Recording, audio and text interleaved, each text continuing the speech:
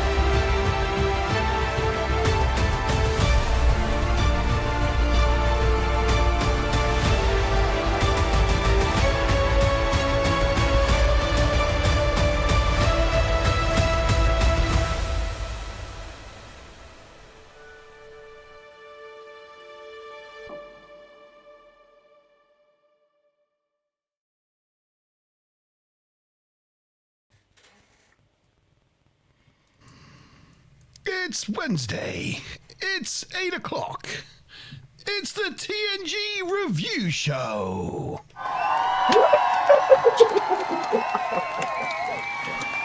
Good evening, good evening, good evening, good evening, good evening, good evening, good evening, good evening. It is us. We're back again, the TNG review show, to put another episode of Star Trek The Next Generation in our vault.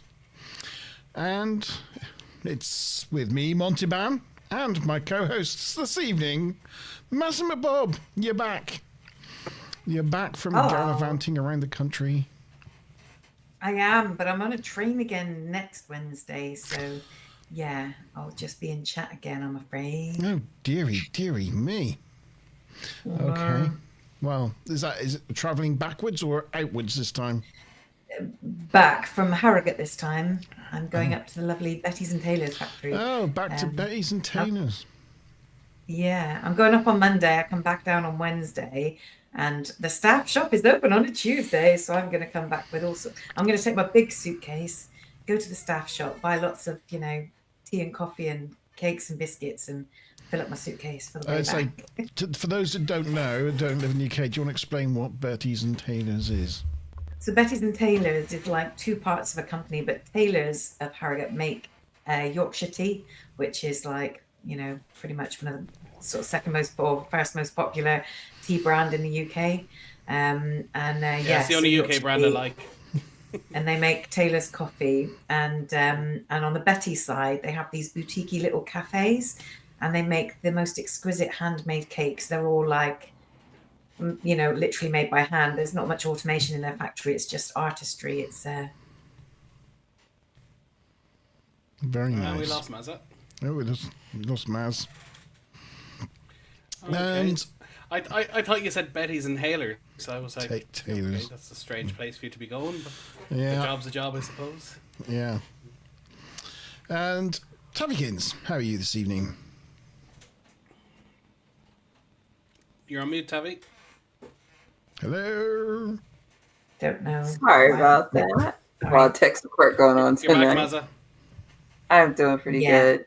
Anyway, I got way too relaxed and took a nap and woke up just in time to get ready for the show. Oh, right. So you've just woken up. So you're bright-eyed and bushy-tailed and ready to go into a deep dive into TNG. Nice. Chief Sean, how are you? Evening. I'm Yes. being attacked by a very dangerous creature. Ah, Moopsie. Well, the Moopsies are out in Eventually, force Moopsie has this to go evening. on the bingo. They're everywhere. They're everywhere. Yeah. They're like tribbles. They multiply. and I've got Yeah. another toy as well that I forgot to show before, but Monty Ban painted me my very own Horgon for my birthday. You got a Horgon. Yeah, I got a Horgon Nice. and also a little teeny weeny baby Horgon. Yeah. Ah. It's a teeny weeny one. Travel Horgon. Like my travel go on a- Horgon when go I'm on a getting Star Trek frisky going cruise. away. Yeah. Go on a Star Trek cruise with one of those swung around your neck, and you'll get plenty of attention. A lot of attention. I was just gonna say, Monty. I was just gonna say, Monty. It's like one thing about obviously the weather's starting to clear up and it's getting warm enough. You can stop wearing jackets, or at least I can. But it just feels like you have to be out and doing stuff, and you can't just sit in anymore, and you feel like almost obligated, like you have to do stuff. I don't like that. I don't. I'm having a bit of a year of gardening this year. I'm trying to, inspired by all the Tavikin stories of what she gets up to on her farm and things. I think it's inspired me to do a little bit more in my garden. So I'm trying to put a bit more effort in this year to keep the bushes trimmed and the the plants fed, and just trying to make the outside areas look nicer. Really, not doing anything as productive as grow vegetables, but. Yeah, well, if you trim the bushes, it makes the garden look bigger. Is where's my? Oh my! There you go. There you go. Yes, and my week's been pretty good too. I hope everyone out in live chat world's had a good week as well. Andy Steve, he can't play tonight. He is at work. Well, don't work too hard, Andy. I hope you have a nice evening. Anyway, Mr. Tavikins, the beard is in chat. Good evening to you, sir. I hope you're well. Ruth. The lovely Ruth is with us this evening, and our wrench, Smiler Rainbow. I know she's working on her masters, working hard in her office. So thank you for popping along. And Stuplum, he's with us this evening. I do have in my garden. I do have a greenhouse, which Stuplum is going to be growing some things in. He's putting some tomatoes and probably some cucumbers or something. Okay, when you Yeah, said so growing there will some be things, lots of I was vegetables thinking. grown in your garden, but not by Just your not hand. by me, no. I do water them. I do water them. So I did win 2 years ago. I won an apple tree off of Bulmers, or Magners, as you know them in the UK. They had like a competition to randomly. One of these days, I will make cider out of it, but it's not quite big enough yet. It only made 3 or 4 apples last year. oh well, you got some apples out of it. It's at least an apple grower. Sometimes you get like impotent apple trees that just don't grow anything. So at least Yeah, well, Shower, not a grower. yeah, that's right. well it's from the guys who make the #1 cider in Ireland, so you'd kind of hope. Plus, their factory's only down the road, so the climate here is identical. So you'd kind of hope it would grow and do well. And it made apples the first year, so I was happy. Yeah. One thing I'd always like to do that we went to Friends of Smiler Rainbows many years ago, and in their garden they like vined apple trees. You can, rather than have them grow as trees, you can encourage them to grow like a grapevine, and they had like rows of them like vined across the garden, and it was just really beautiful with these like vine apples. I just thought, I'd really like to do that. Never did. Yeah, if you go to the Loft Gardens at Heligan, they have some, they've trained some of them into an arch. There's some against the wall that they've trained into almost like sort of sunbeams, like coming out straight on a wall. And yeah, there's lots of, and they do it with pear trees there as well. But yeah, it takes a lot of years and effort to get them looking like that. Yeah. We're trying to do that on our farm because we don't have the space for like a proper orchard. But if they're exfoliated, I can keep a greenhouse over these very well managed trees and have a miniature orchard that I can also protect from the Arctic weather here. What was the term there? One thing, What do you do to them? Exfoliate? Exfoliare. It's a word. Exfoliate is when you cut it and you shape it into the.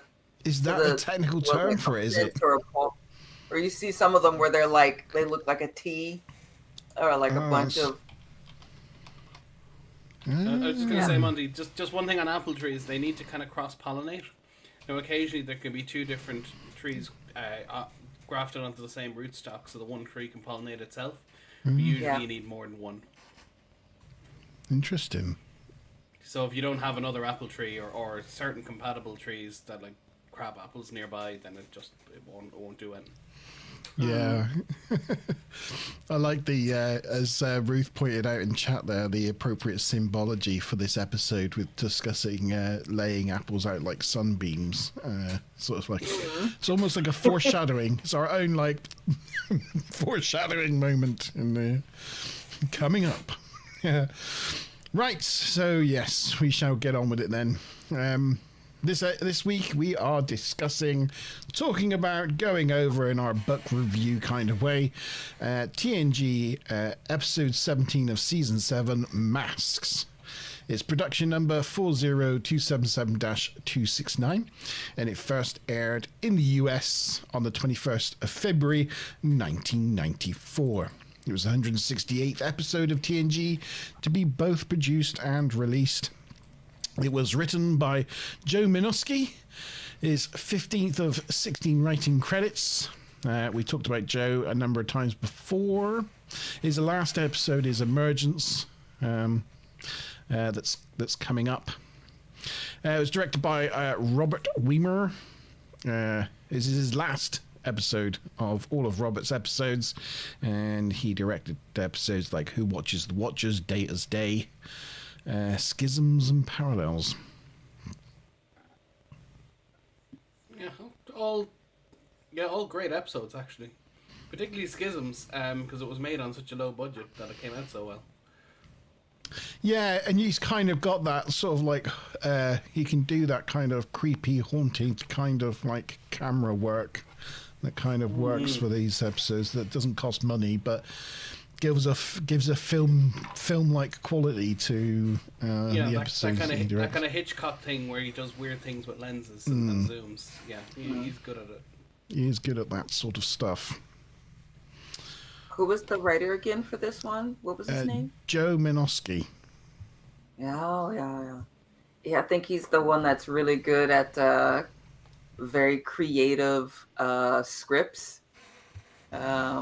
He is. However, he drives everyone crazy because he's not like a thing on continuity, but he's the one that creates this insane fantasy, and then he usually has someone else come in who like adds in the, okay, for all of us who've been watching Star Trek, let's tie this back in. But yeah, he has amazing fantasy, and I appreciate this episode. I think Maz probably knows more, but I think there were some issues with Joe Minosky writing this. Like, he wrote the original story and then wasn't on hand for the rewrites and things, so I think there might have been some issues. But yeah, I mean, I can only infer it from some of the quotes, but Ronald D. Moore said, I remember seeing the initial story and saying, Jesus, what is this? It was pretty out there, and the script came in, and we all sort of scratched our heads and looked at each other and wondered what he's smoking out there in the Alps. But when we started to examine it and get a little more, we could see what he was doing. He had some real interesting ideas, and he approaches things from a fresh angle. And in some of the reception comments people said about they had to do some significant rewrites and he wasn't there, and it would have been better if, you know, Joe Manofsky had been on hand to help them with the changes they wanted to make, but it was difficult. So the Alps, I don't know if that was literal, but I assume he was up in the mountains somewhere and sort of gave them this script and then left them to it, and they didn't really get any further support. And what's he called? Naran Shankar gave the script an uncredited polish, but I think quite a few people had to sort of chip away at it. I think some of the ideas they weren't sure the audience would pick up on, so they had to sort of make things a little bit more obvious and leave some bigger hints and clues to bring people along with what they were trying to say. But according to one of the consultants on hand, they said the original script that was the idea was it's supposed to be like an advanced Genesis device that mistook the Enterprise for a world that they could recreate an ancient society on. But yeah, it's got, you know, it has got some good ideas, that's for sure. Just maybe a bit too out there. Yes, I think it's the same with a lot of his scripts. It's what I describe as hard sci-fi. You know, it's really, really pushing it to the very edges. Ooh. And Trek sometimes does it well, but this is not one of those times. No. Yes. Just read Mr. Tavikins there. The internet connection on the farm is really sketchy, so he moved the modem to the barn. He's now got stable Wi-Fi. Stable. Oh, that's funny. So was Sean's. They're both funny. That's good. Good opening gambits for the dad jokes. It's a good start to the dad jokes in chat. Very, very good. Okay, I've put the first picture up. So we're going into the teaser. Councillor Troy is attending Mrs. Narcissus art class and is helping students focus on the feelings they want to convey in their sculptures. This kid appears to be sculpting Armos from the Skin of Evil. I don't know what's going on there. Just recreating a death scene where one of the Enterprise crew was brutally murdered. He wants to know how he can convey that in the he's making some kind of bird. He wants to convey flight. Those kids are all probably about 50 now, or maybe even a little older. Yeah, I wonder how many are still talking about that one time they were on Star Trek to their grandkids. Yeah. One or two, I would say. Yeah. This is only 30 years ago. Yeah, quite 50. Sorry. Yeah. There were, 12 there? So, okay, they're in their 40s. Yeah. Yeah. I'd still be bragging about it.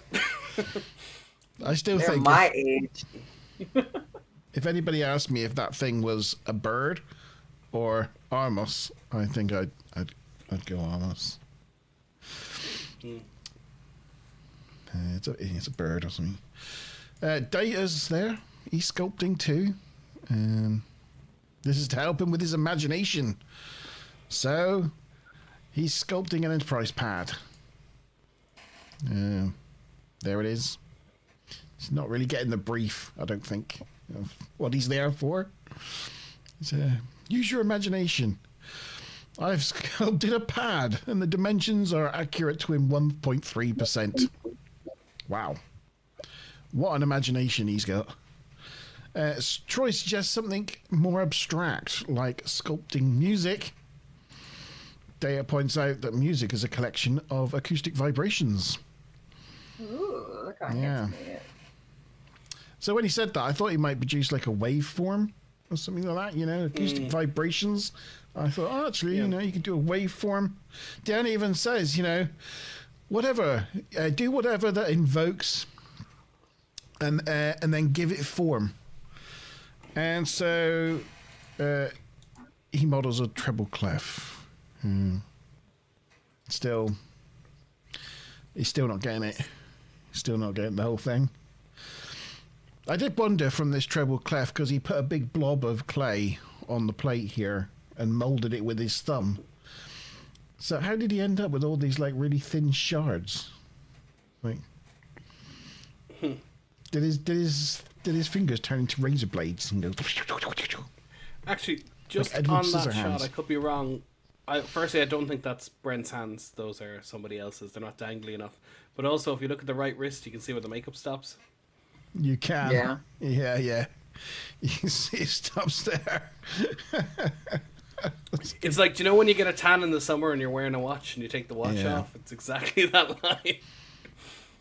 It was definitely some sort of like clay artist's hands, and that they got in Yeah, for this yeah. one shot. Yeah, it was A bit definitely like the flute playing and the, you know. Yeah. So then Riker calls Data to the bridge. He's been called because the Enterprise has encountered a rogue comet in Sector 1156. It's never appeared on any Federation charts. Yeah, that would put the skill level of the Federation's charts in question. They haven't been able to get that. In the greater context of a solar system, a comet is really not that big. I mean, it's... The comet's not that big, and the thing about space is space quite a lot of it, yeah. is really big. You wouldn't believe That's what they call how it, big space. space is. You think from your place to the corner shop's a long way away. That's nothing compared to space. Well, I live in apparently Tipperary, they so keep I creating understand it blockade. perfectly well. Sorry? You Sorry, I John? said I live in Tipperary, so I understand distances perfectly well. Well, it's a bloody long way, isn't it? Yeah.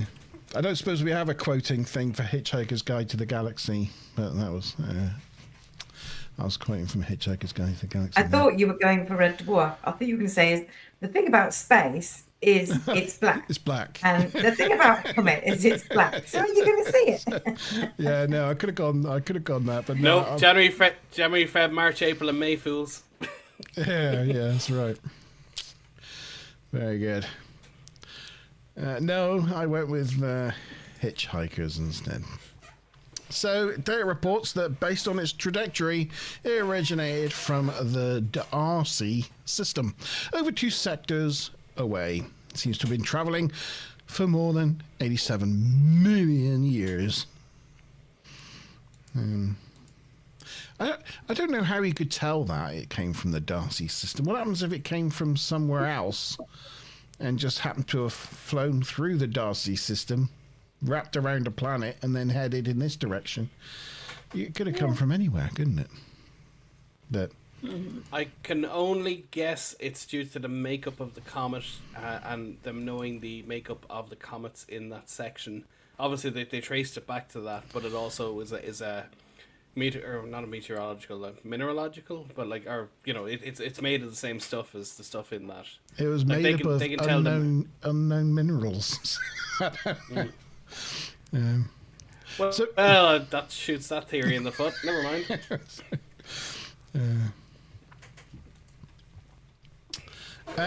So Picard orders... Oh, sorry. Sorry, Tavi. I was just gonna say, Tavi has me down as non-alcoholic. No, this is proper wine. Wine. Everything's Well, I'm wine these drinking- days. I'm drinking tea. Oh, you're drinking non-alcoholic. That's fine. I have non-alcoholic as well. Yeah, and I also have my little Picard book I have non-alcoholic wine. No, it's a lie. It's a Chardonnay. It's... with a shot of vodka in it. Yeah. Let us know if you've got some blood wine out there and what you're drinking this evening. Are you drinking Earl Grey hot, or are you drinking blood wine? Let us know in the chats. And while you're at it, don't forget to click the like button. That'd be fantastic. I just went back to this shot for a second because I just happened to notice that even though Picard, Riker, and Data are on the bridge, so like day shift, Alpha shift are on the job, there's no Worf. Worf slept in or something. Worf's not there. Don't know where Worf is. So Picard orders Data to begin a full sensor analysis of the of the asteroid, of the comet, and pass his findings on to a Federation Astrophysical Survey. Data asks if he can scan for life forms, because, you know, he loves scanning. He loves doing that. Scanning for life forms. But no! Picard said, no, don't scan for life forms. You're banned. You're not allowed to do that. So, it's like Shakespeare walks into a pub and he goes, I'm not serving in here, you're barred.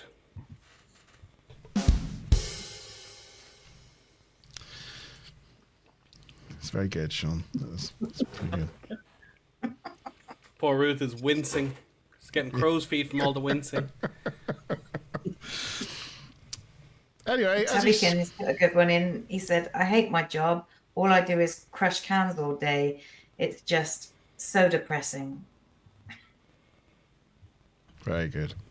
Very good. I got to find my... I liked it. That's very good. So, whilst Data starts his scans, some kind of distortion wave passes over them in the form of a bright white light. Data says it originated from the comet's inner core. He will know more when his scans are completed in around 39 hours' time. It's like, bloody hell. Usually they can turn up to these things and they know what's in the middle of a planet. Yeah. How's it going to take 39 hours? The Enterprise. I don't know.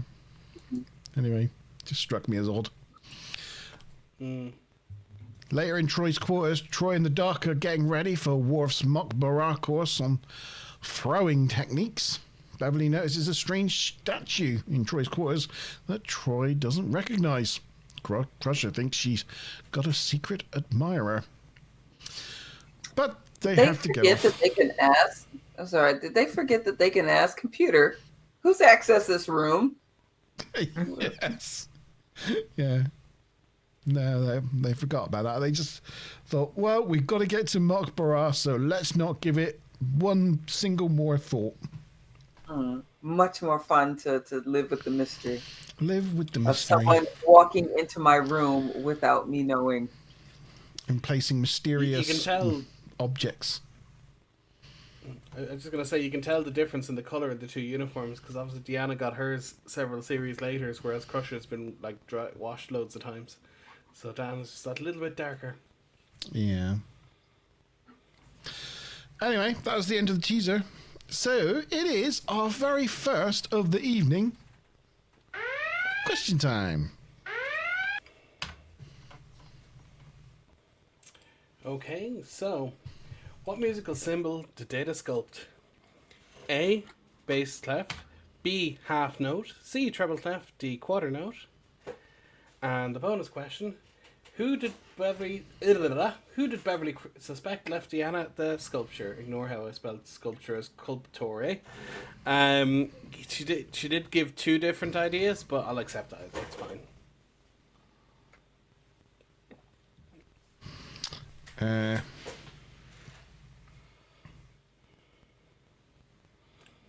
Tammy, did I tell you I applied for a job washing windows? Or sorry, cleaning mirrors. Damn it! Yeah. It's a job I can really see myself doing. So,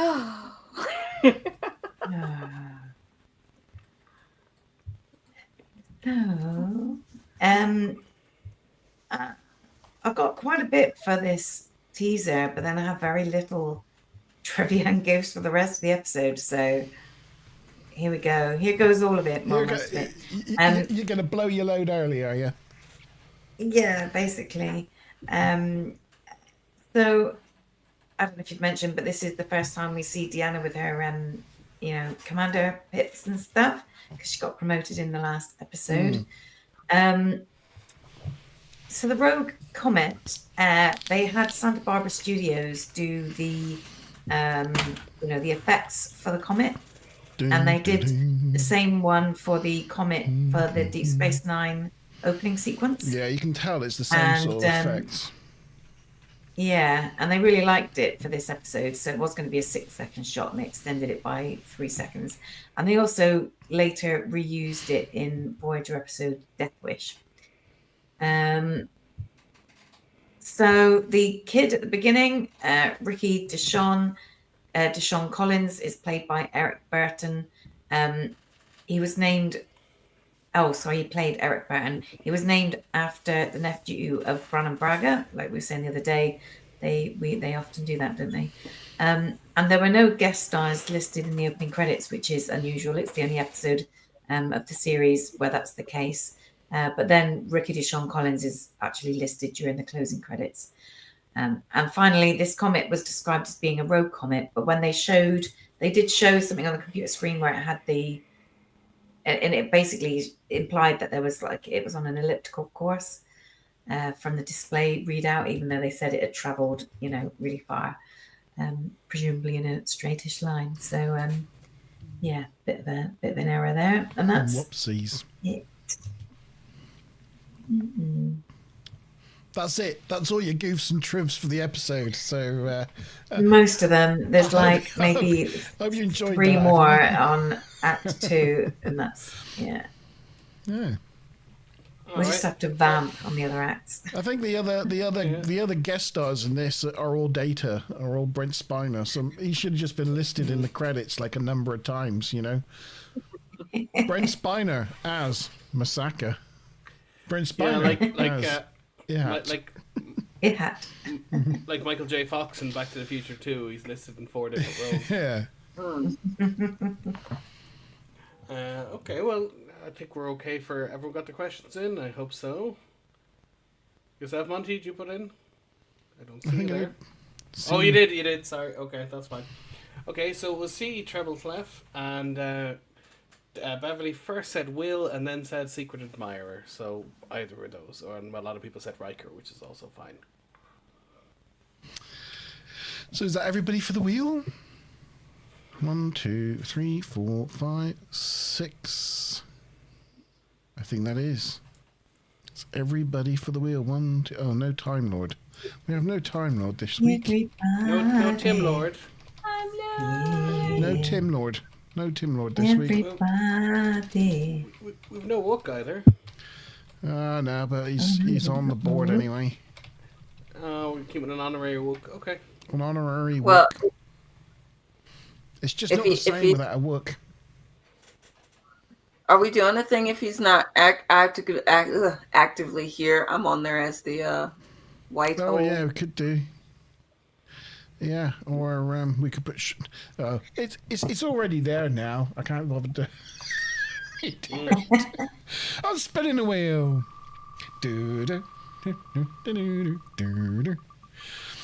Oh, yes, I did. I suddenly thought, did I put Tavi up there? But yes, no, I did. Stephen got the first points of the day. Stu. Well done, sir. Congratulations. Act 1. You're not on the wheel, Mr. Tavikins. He said Riker. Oh. That's to respin. Are you going to give him 5-point consolation points? I just want to say, sorry, Stupid. I'll tell you what, give Stu Plum the points, and we'll do it again. We'll have double. Well, how about Stu gets half, and then whoever wins this spin gets the other half. So you can still get 10. There we go. Mr. Tavi's there as well. Yay. Okay, spinning the wheel again. Oh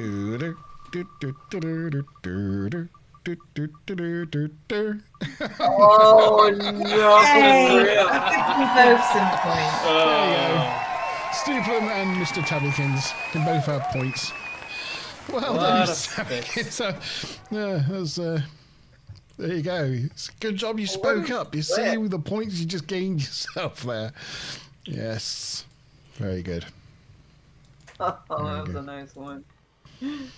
Okay, Act Uno.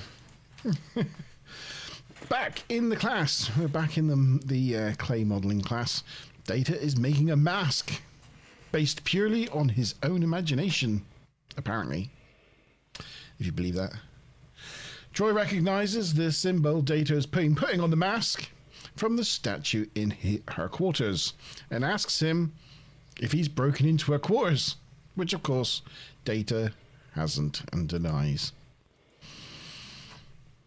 Then the Armos sculpting kid notices weird symbols floating about on his school terminal. Data thinks... Eric! We went through this. Eric Burton. Eric Burton. Yeah, I know. Eric. Hello, Eric. He notices the symbols on his terminal. Data thinks he's going to need to investigate this further. If you're wondering what that looked like, it looked like that. Look, you can see the different symbols. The sun symbol, that weirdy symbol. The U symbol seems to be upside down. It's not the right way. And the dude pursuing in the background. In engineering, they can't make head nor tails of the symbology, but Geordie thinks they can use the phaser to melt the outer layers of the comet to expose its inner core. As they're discussing and making plans, they come to realize that Data's not joining in and he's transfixed on what's in front of him. And it turns out that he can now recognize the symbols, but he doesn't know why. He points to one as a boundary, a border, a road, a messenger, and death. On the bridge, Worf's woken up from his oversleeping or wherever he was earlier.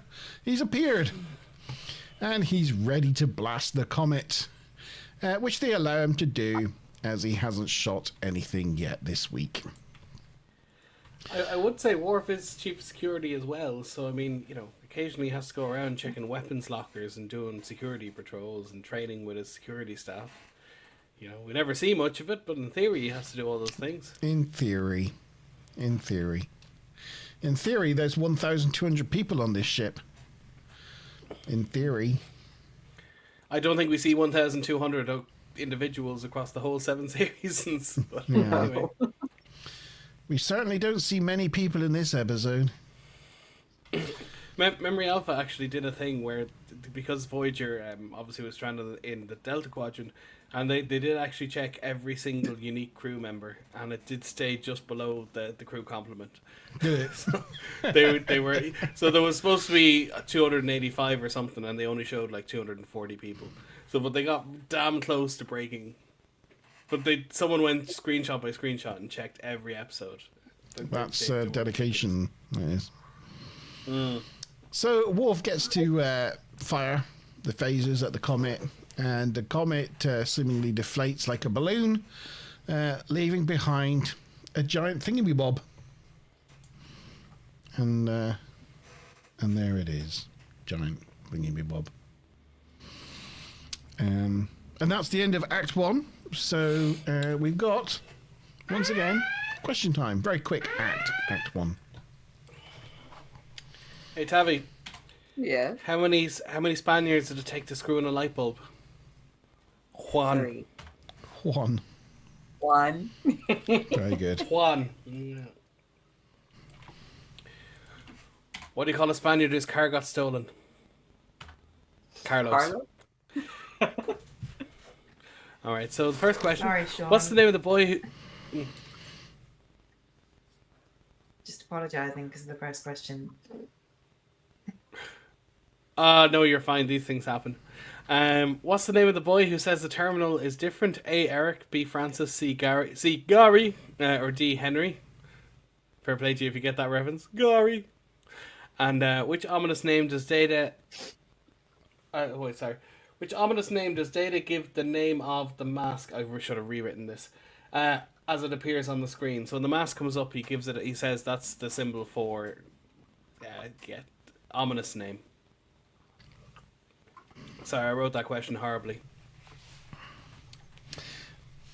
I will say I've got a bit of trivia for this one. That model is the first CGI only ship space thing in Star Trek, apparently. Okay, well, obviously the comet was CGI as well, but yeah, you said ship or spacecraft, I suppose. Maybe be. All right. Yeah, I like the style of it. It's very asymmetrical. Dan Curry in thing, apparently. I think Dan Curry designed it, but they got the Comet special effects guys to mock it up in CGI. I believe that's the case. I don't know, Marsden, if you know if that's the case. I didn't have anything about that on my trib. But, you know, if you want us to vamp for a minute, Stu Plum's posted a couple of dad jokes. One of them is, I think this is Picard saying this, my first apartment only had a 4-foot high ceiling. I couldn't stand living there. And the other one is, I love going outdoors. It's much safer than going out windows. Very cool. Did I ever tell you about the little person who quit working at the butcher's? Apparently the stakes were too high.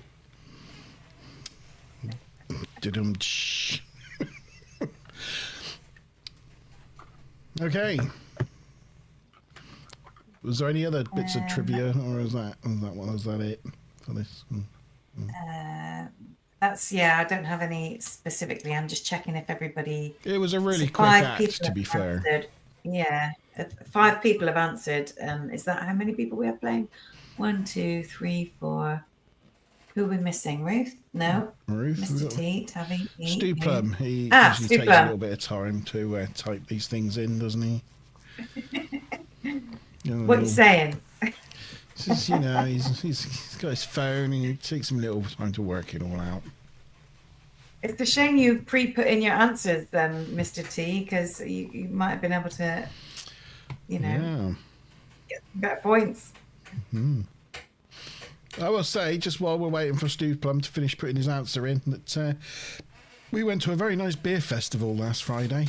We went to Maltings Fest at Newton Abbot in Devon, which has got hundreds of real ales, and spent the afternoon sampling lots of different types of ale. It was a very pleasant afternoon. Yeah, that's the one thing Irish pub culture doesn't have. I only really got introduced to it when I started going to a Wetherspoons. They'd have like 5 cask ales on tap, and I was like, this is magnificent. Jaipur. Oh, I love Jaipur. It's fantastic if you ever find it. It's also 6%, so you'll have a good night, but not a long night, you know, if you go near that stuff. Actually, I can say that for most ales. They're all 5-6%. Yeah, that's a good percentage for a good ale. I like to go for like a strong one. I went for a couple of like 8s and things, and then go for like a bit of a light one, like a 4. You know, like trying to have peaks and troughs and try to, like, you know, vary it up. You know, uppers and downers. Yeah. Yeah. Well, it doesn't look like Stu Plum's getting in the second part of the question now. He's only answering the first part, so I think we'll move on. Yeah, it was half pints, Ruth. Yeah, half pints. It's very nice. 10 half pints and then went to the pub after. Yeah, I went to the pub for a couple afterwards. Yeah, and then he unfortunately did fall down the stairs in the railway station. Where'd you go? The horse and hound, the dog and donkey. I caught him as he fell down the whistling goose. Yeah, I can't remember what it's called. It was very nice. Probably called the Railway Inn, I think. Yeah, it might be actually. It might be. Yeah. Okay, so answers then, Sean. All right. I think I think everyone got Eric. Gary, of course, is a reference to Only Fools and Horses. And the mask was the death mask. The death mask. Ever remember that, Gary? No, nobody. Okay, never mind. No, you're the only one. You can take Stu and Maz off. Stu and Maz. And Stu.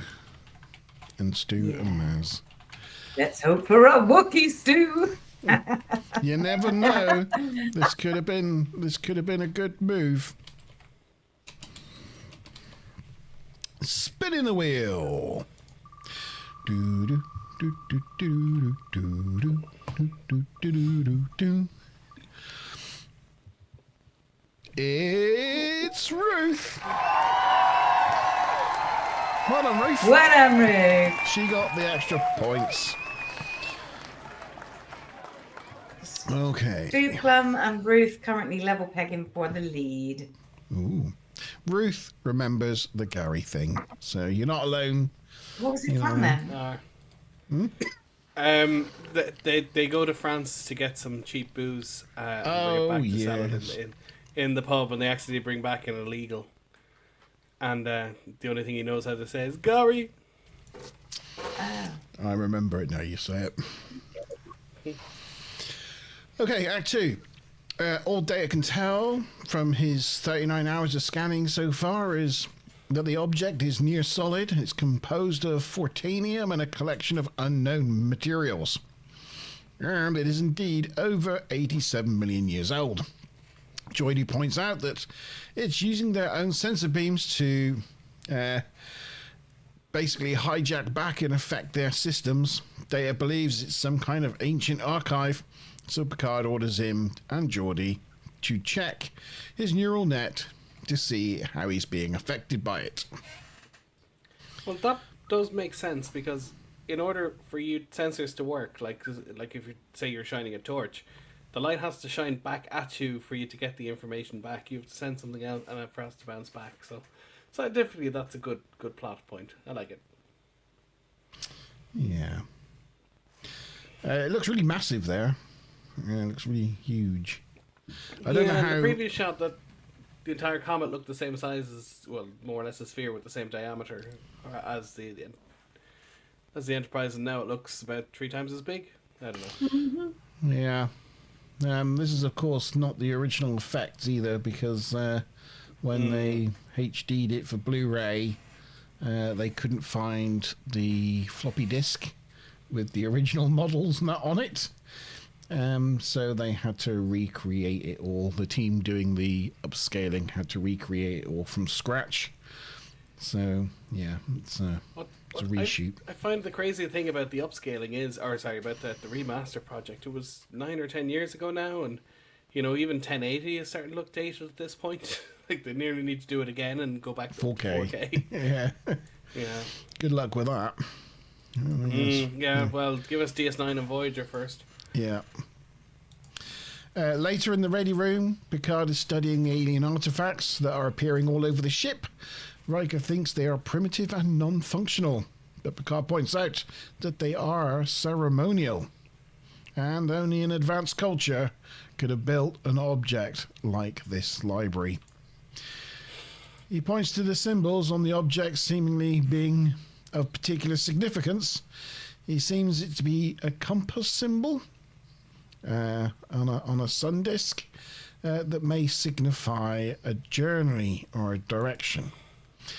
He also sees this one everywhere, but has no idea what it means. It's very strange that he's thinking about that, because the whole idea of the compass and sun disks and stuff like that is based on planets that are having arcs and rotations like the Earth. It's not a universal space thing, other than where the polar end is supposed to be. It isn't. Generally speaking, solar systems will be on the planets will be on the same plane, so they'll all be rotating relative to each other in a kind of like around the equator of a sun.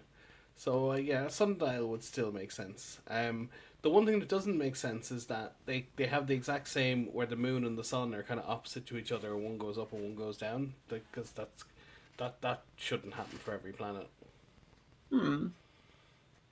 Unless they're it just happened. Synchronized. It is possible to be in a synchronous. It is orbit. possible, but it's more or less luck that the moon is kind of basically, at 100 is the exact opposite to the Earth or to the sun most of the time. That's just the way our rotations work. Actually, that the moon goes down, and the sun goes up. And no, vice it wouldn't. versa. It would never be possible, would it? What am I talking about? No. So yeah, it's kind of a bit weird. Yeah, Ruth says they do a lot of guessing and assumptions to get their way through this episode. Yeah. Yeah. Yeah. Talking about guessing, down in engineering, Data systems check out. But then worryingly, Data asks, what does it feel like to lose your mind? Which worries Geordie. But Geordie tells him everything's going to be okay because Data's with him. Again. Don't know if that's going to be the case, Geordie. Maybe you're thinking a bit too highly of yourself. But then something weird happens to his circuitry and it goes all brown. And Data tells him Musaka is awakening. And he has this symbol on his head. Knowing Data, and not too long ago, he shut the ship down. He did all this other stuff. The second Data said something like, what does it feel like to lose your mind? I was like, well, we already met Lore, so we're just going to push this button on your back and you're out for this count. Yes. Nope. Yeah. Well, that's what nope. That's what it's like. Nope. Yeah, he's a bit of a liability if he goes wrong, isn't he? You know. I mean, they can straight up just disconnect his head and just have it on the shelf, talking, and just have no body, and just have him unplugged as a like a Crichton's head number 4. You know, just sit him on a shelf, and then there's no danger anymore. I think I'd at least put some force fields around him or something. I mean, we didn't have Bluetooth back in the day, so we couldn't just wirelessly connect because nobody had come up with that yet. But, you know, although the pads worked on that principle. But Data didn't. He had to be plugged in. Oh, yeah, he's not Bluetooth enabled. No. Yeah, but the pads were. No. How's he could just sit on he could sit in his chair at Ops, couldn't he, and just, like, stare out the window and do all his work. Just some, you know, thinking about it if he was Bluetoothed.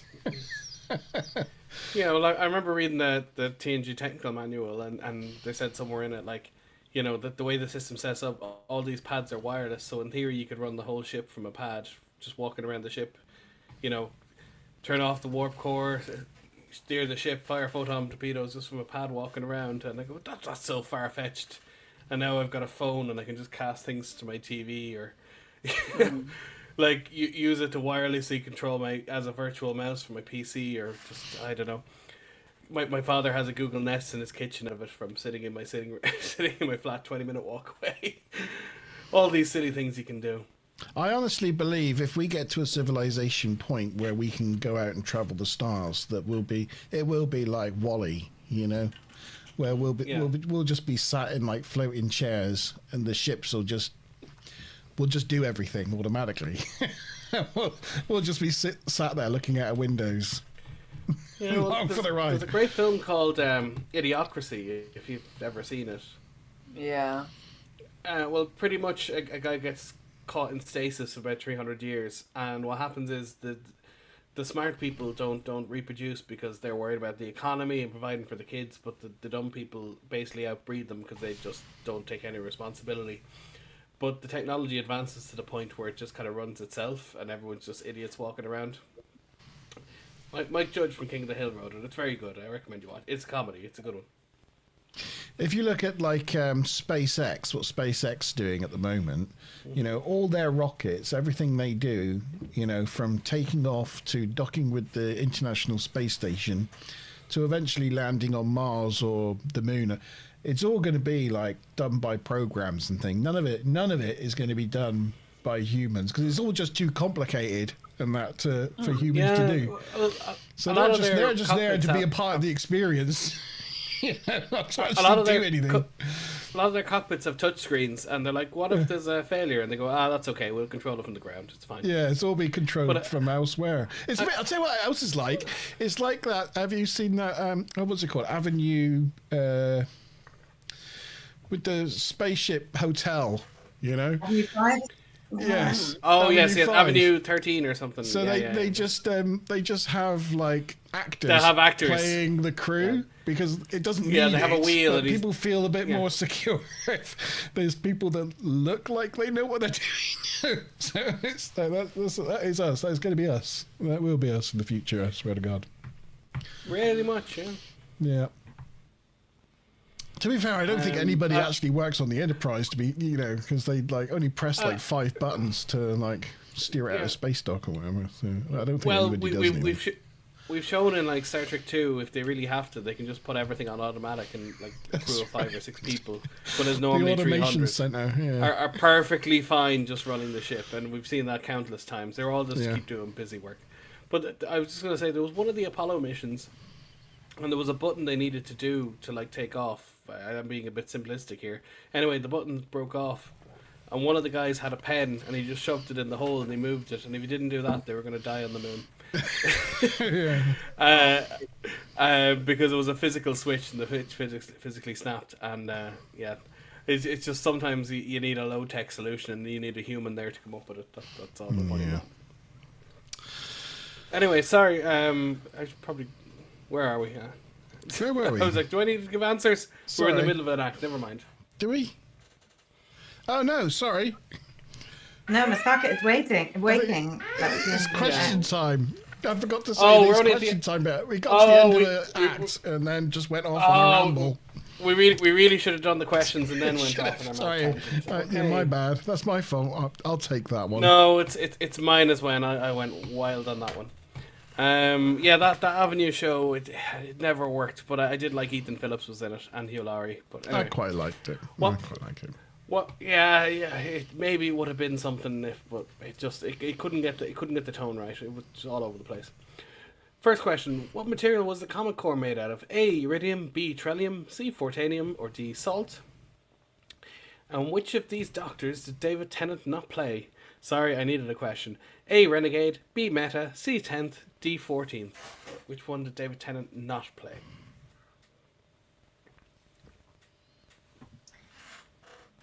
Okay. It's a multiple question, Matt. It's multiple choice, Mazza. Pick one.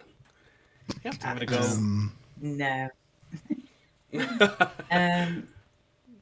Okay, so I do have a couple bits for this one. So Brent Spiner found this episode to be one of the most difficult acting assignments of the series. He thought that he had some good storylines in season 7, but wished that they'd been scheduled differently. He got the script for Masks on the night before they shot it, and he was just finishing Thine Own Self the midnight before. So he didn't have any time to absorb the script and really figure out who these multiple roles are that he was supposed to be playing. He said, Jerry said to him he said to Jerry at the time, give me 6 months and I think I could give all the characters their due. But as it was, he didn't know who the people were. And so he was doing an instant acting job and coming up with whatever he could because they had to go to film. And Jerry Taylor added that he was really nervous about doing all the parts and had said that Dustin Hoffman had a year to figure out how to do Tootsie to portray a woman. But he said, you don't have to portray a woman, just portray a leader. So that's how they sort of directed him. But he still carved up 4 distinct personalities, which was very, very tough on an actor, especially in the time constraints. So yeah, bit of tension for the Brent there. Yeah, he did a pretty good job. I'm sure he loved being the lead in 2 episodes, being number 1 on the call sheet, as they call it. But you know, because normally it's the captain is number 1, but he'd be number 1 for those episodes. But they did 2 back to back. That just doesn't happen. You don't do that. You know, you space them out 6 or 8 episodes apart. So there must have been really some sort of script emergency that happened twice like that. They did it to Riker last season with like the hospital one where he went mad, and then I can't remember what the next episode. There was like a couple. The other one with episodes the 2 Rikers, yeah. They were like, Second chances. 2 Rikers, yeah, that's right. Yeah. There was like a few episodes that were all just like Riker focused. I think at this point they had DS9 and Voyager kicking off, so it was, and they knew that they were finishing up this season and this show, So you can imagine the amount of manpower that they had to dedicate to these different projects. So they were and just pulling up the generations. scripts that we had, and the good ones had to just get out, and they were just running out of time. So the Actually, scripts didn't get to get a good polish on them before it came out, and this is where we are. I was watching Larry Nemechek's Trekland last night. He does a YouTube show and he does the companion where we get most of our trivs and facts from. Anyway, he was saying they used to do casting calls for episodes. So they go, oh, we need a Riker episode. We need a Data episode, but that doesn't go off the ship. You know, this they'd put this out and they'd have many writers submit stories and they'd buy the ones they liked. So it could be the case they threw out. We need an idea for a Data episode because we haven't had many. We've kind of have the outline for the season and we've got episodes for everyone else, but we need 2 or 3 for him. And then obviously they got too many back, and then ended up doing 2 together, very possibly. And they obviously didn't get any good Beverly ones because they ended up with Sub Rosa. So that's how that goes. Yeah. Sucks to be Beverly. Tabby's got her snacks. Oh, is that Much some seaweed? Is much it? like Munching some much kelp. like Beverly and Sub Rosa. I was just gonna say, he acts in it well. Okay, answers to the questions then, Chief Sean. Yeah. So the first question was, C Fortanium. Uridium was what they were mining on Terok Nor from Bajor. Yeah. Trellium D. Do you know what that is? Trellium D. Nope. They needed in the Expanse in Star Trek Enterprise. They needed to coat their hull in it to stop the ship getting ripped apart. But it's Okay. also toxic to Vulcans. Okay, you're like yeah. And Fortanium is the answer. And Salt, that's a reference to a TOS episode. The salt monster. The M113, the Salt Monster, the M113 Salt Monster. Yeah, absolutely.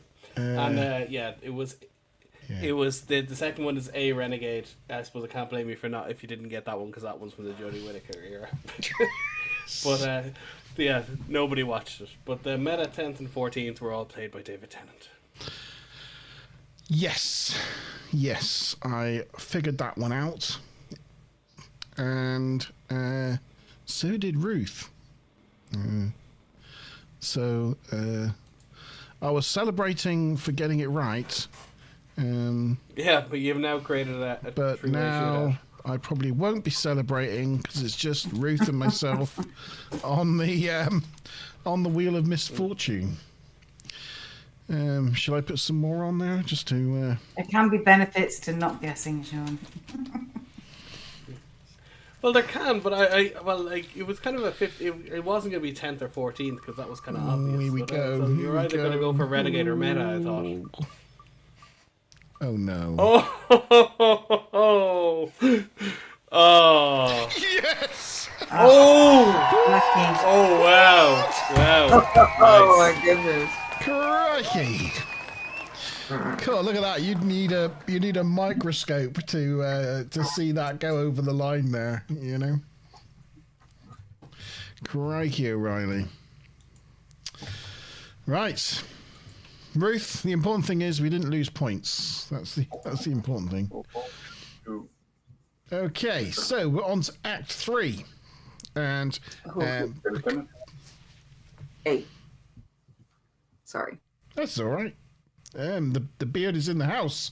Good evening, Mr. Beard. I hope you're well.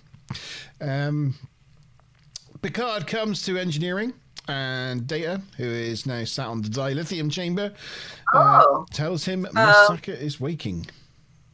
Excuse me. He said Gudjon has a rebuttal for the bonus question. Oh? You said it wasn't David Tennant that played the 10th. It was his father? Who was it, sweetie? His father-in-law. His father-in-law played the 10th, not David Tennant. No, David Tennant. No, was his the father-in-law played the 6th. I 10th. think. His father-in-law was the 6th. Yeah. Okay. Yeah. Not according to David Tennant. I was watching a video about him yesterday, talking about exactly that. Oh. No. No, He played the 10th and he came back as the 14th, but the 10th kind of split in two, and he also became the Meta Doctor. He did. Yeah. The 10th Doctor was David Tennant's main run as the Doctor. Actually, that's what we the know 10th him Doctor from. split in two, and the 4th Doctor split in two, so I guess that kind of happened twice. Oh yes, because he stayed with Rose, didn't he? He stayed with Rose Yeah. in the other There was dimension. a human version of the Doctor that went off with Rose, yeah. Yeah. He played 10.1 and 14 and 14.1. Yeah. And anyway. Yeah. I didn't even understand the question. This is the thing. I know you say it's a multiple choice, but I'm like, why are some of them numbers and some of them words? I have no clue. Yeah, there's also the War Doctor and there's the Timeless Child Doctors. There's a whole... They've really messed up the continuity the last couple of years. Yeah, they have. It's all Dutch to me. So it's one thing expanding the bonus question out from not this episode, but then to go to a completely different franchise. It's like, That's not the first time I've done it. That's departing. Okay, so yes, he says Masaka is waking. He tells Picard Data is gone. Who can say where? He does not know. He is from Masaka City, and there's no one else like him. Picard wants to know who Masaka is, but I only says that she is pain and she is death. Troy enters, and Ehat bows before her, mistaking her for Masaka. It's scared. It's obviously not Ihat now because the plate on the chest plate has changed. So every time Data changes personality, he's basically got like a nameplate, like an NPC character. You know, he's got like a nameplate on him. So every time he changes, his nameplate changes. I'm totally not understanding Diana's reaction, because you've got someone as fully functional as Data looking up at you like, I am yours. Everything. I'd be like, oh, is we'll talk about this later, okay? Yeah. Because I'm like, I gotta what? You said that a bit too deliciously. I'd be like, I might have to take it. You're starting to blush, aren't you? You're starting to blush and go all girly, like, you know, and start to go. Well, I would think that Data would be fairly accommodating. If you just asked him you needed your jollies off, for your mental health, I think he'd just be accommodating. He'd be like, okay. What reason would he have to say no? He would actually have to say no to a lot of people on the ship, unless it was built because you have to think of it. He's what, third in command, so everyone is underneath him. So it's not like he can just go. Are they really? Say again. Oh, Are they really? my. Okay, so yes, that's enough of that. So basically, the thought of Masaka coming along scares Ihat away and brings forth another individual who tells her that he is all hers. He is for her and nobody else. Tavi's like, damn! So Picard says that they should confine him to quarters. Maybe we should. Maybe we should do something about this. Which seems like a good idea. So they do. Then, in the observation lounge, Geordie gives a PowerPoint presentation on what happened to Data's brain. Basically, Data has split personality disorder. As a manager, when I've trained people in the past on giving PowerPoint presentations, one of my first points is don't make your slides too cluttered, because It's too much of information for people to take in, and like that's what I mean by that. Like that slide's way too cluttered. There's no way anybody's taking in all this information, Geordie. You know. Yeah, I think I might have mentioned this before, but TikTok is like shortening people's attention spans. So like if you have a Gen Z audience, you know, you have to like have quicker slides and more of them. But if you have someone in, say, their 30s, 40s, 50s, you can linger on a slide with more information. But it's got to the point where you basically have 2 or 3 points per slide, and like every 5 seconds you have to keep flipping them, because the Gen Zs just will you'll just lose their attention otherwise. That's what they say. I don't necessarily believe How do that. they get their school or do Yeah, anything? that's true. My kids like can sit and watch like 200 episodes of anime, and I'm like, I just can't. I haven't got that staying power to get through that much story, like, you know. But they can. I don't know. I don't know how. They make so much of it. They go, "Oh, this is great. How many are there? 9,000 episodes." Oh, I dear know. God. They're like, you know, watch. What's it called? Oh, I forgot what it's called. What's it about? Dragon Ball. No, not One Dragon. Piece? Naruto? Yeah, watch Naruto and One Piece. It's like, how many episodes are in Naruto though? And it's like thousands. It's like, I don't know, it's like 800 or something. I'm like, it's like 800 in Naruto and another 450 in One Piece. I'm like, no, I don't. No. I haven't got time to sit down with half-hour episodes. I don't have time for that. I'd be dead. I got a life. I did watch a lot of Naruto, but once it got further on, and it was like so many fillers. A lot of anime nerds were just issuing. Yeah. What are you doing in there? You can download guides, can't you? That says watch these episodes and skip these ones, because it's just side quests that don't go anywhere and stuff. You don't need to know. Anyway, so yes, split personality disorder data.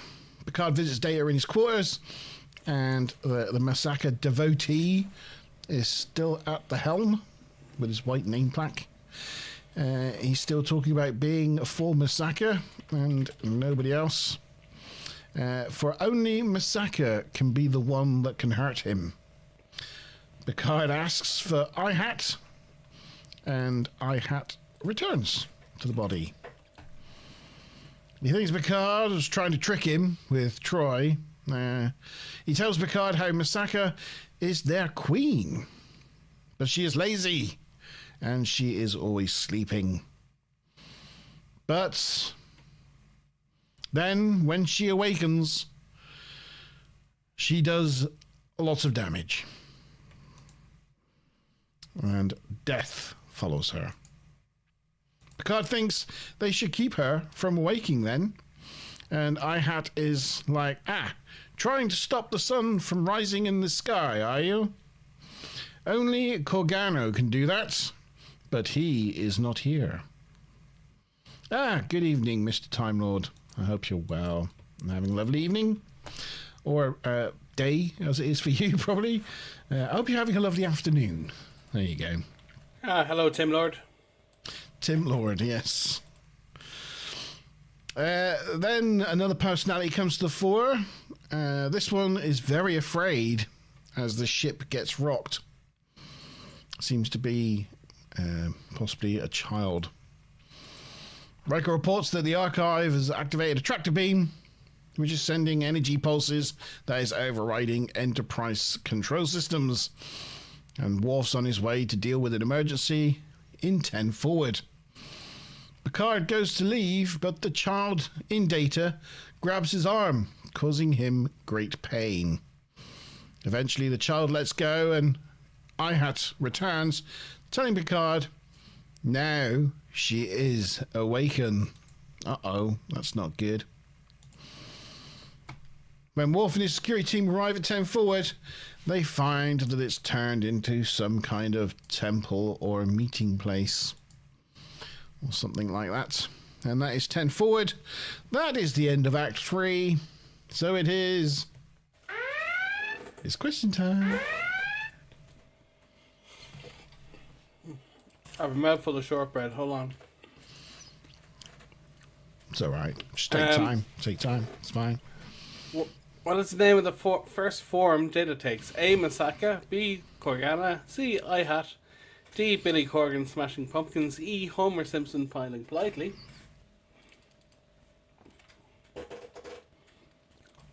And the bonus question: who does this first form mistake for Masaka when they enter engineering? Ah.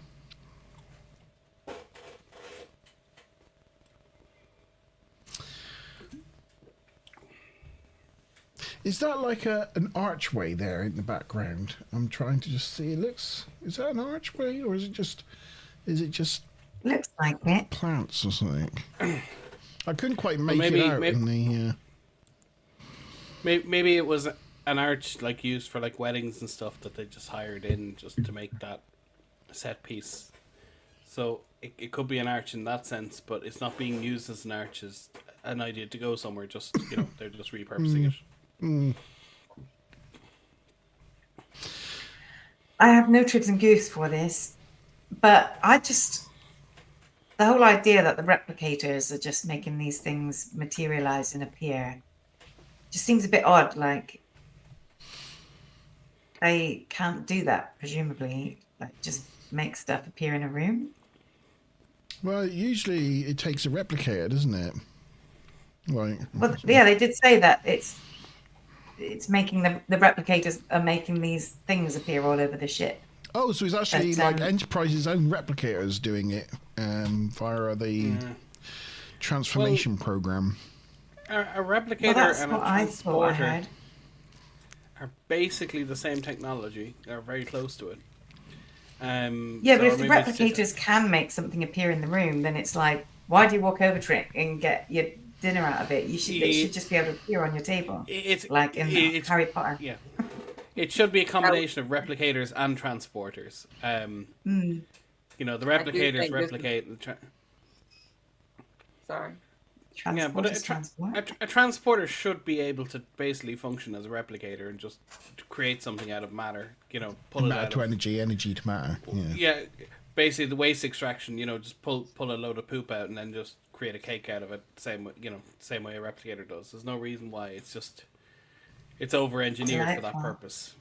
Well, I mean, I guess this is the part where the script wasn't gone over enough times to where they could fit the continuity in. Yeah.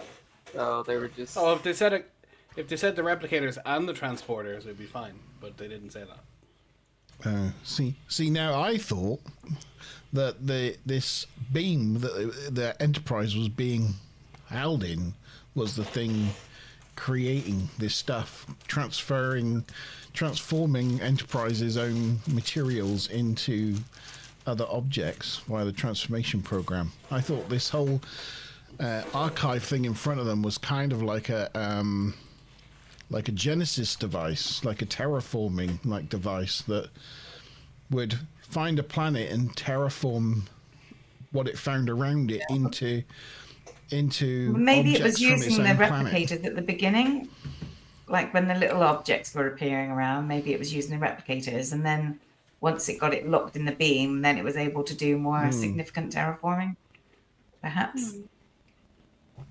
Because it would have been a bit of an estimation, wouldn't it, from those people 87 million years ago to send this probe out in hope upon hope. Then around 87 million years' time, it would find a race of people that had replicator technology of their own that the program could then use to bring the culture back to life.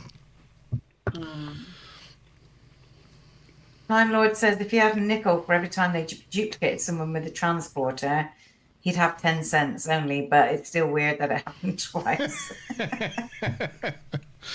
Yeah, I thought they just get the most fittest, best person from their army and just a marine, and then just replicate them in the transport pad and have an army then, wouldn't they?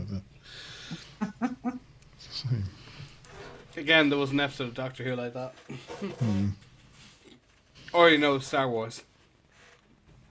Clones, yeah, that's right. Yes. Yeah, they got Boba Fett and they go, "We'll like him. We'll have 10 million of him." We'll like him. We'll have him. Yeah, he'll do for our army.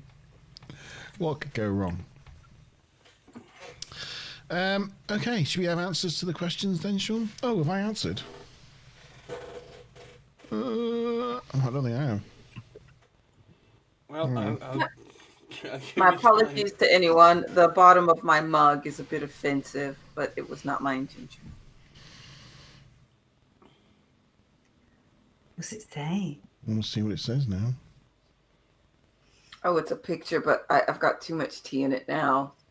Oh, we'll have to watch out for later. Well, spill the Be tea, Tabby. revealed. We'll Oh, have to it's wait. flipping the bird. Yeah. Ah. We're all intently watching Tab's tea. I know. Okay. All right, we have some answers there. Yeah, so it was C, I had. And yes, you're correct with Deanna, or Troy, as you put there, Monty. The Smashing Pumpkins reference, Mazza, do you have anything on that? No. Okay, because I had to go to the IHAT page to find that. But IHAT is named after like the bassist from Smashing Pumpkins. His name is like Iha or Iha, but they called him IHAT after him. So that's the reason for the Billy Corgan Smashing Pumpkins Homer Simpson smiling politely reference. And if you don't know what that means, you haven't watched enough Simpsons. Simpsons is getting to be one of those programs where if anybody said you want to watch it, I'd be like, no, it's just too many now. It's just too many. I just can't. Well, can't bother watching the them. episode I'm referring to is 25 years old at least. I know they're on like season 40 or something now, aren't they? Yeah, I mean, someone's watching it. I haven't watched it in at least 15 years, and I haven't watched like Family Guy in at least 10 years. But they keep making it. Someone's watching it. I watched it up to like season 20 and then kind of just lost it. At least there's lots of episodes I could go and watch at some point that would be new. So yeah. Yeah. Okay, who's on the? Is everybody on the thing? Is everybody on the thingy jiggy? So for the wheel is Maz, Ruth, Tavi, Stuplum, Mr. Tavi, I think that's it. Monkey. And Monty Man. Right. And tired Time Lord missed it. You go back in time. You go back in time, Tired Time Lord, and instruct Mr. Tavikins about which doctors came in which order. I'm spinning the wheel. It's spinning. That wheel is a spinning, and who's it gonna stop on? It's gonna be Maz. Maz, you get some extra points. Very exciting. The wheel likes you. Act 4. So the crew are investigating the statues that they found in 10 Forward, and Picard reasons that the sun image represents Masaka because it's prominent on the front of the statue, and quite often suns represent the leaders and gods and queens and things. And on the back, they find the same U-shaped symbol that he was seeing everywhere else beforehand. Geordie and Worf confirm that the ship is gradually being transformed, with Worf commenting that Deck 12 is now an aqueduct. They decide they must destroy the archive, but phasers are out of action, so Worf suggests modifying a photon torpedo for a manual launch. And Picard says, make it so. I did check on this, and cetacean navigation on the Enterprise D is on deck 13 and 14. So the two decks below deck 12. So they might have an aqueduct to them now, with an aqueduct on deck 12. Well, that might be handy for the belugas and whatnot. We might be in station They'd operations. be like, "Oh my, this is nice. We can see the rest of the ship, everyone." Finally, someone's been listening to us. Someone's been reading the memos of complaints we've been sending in.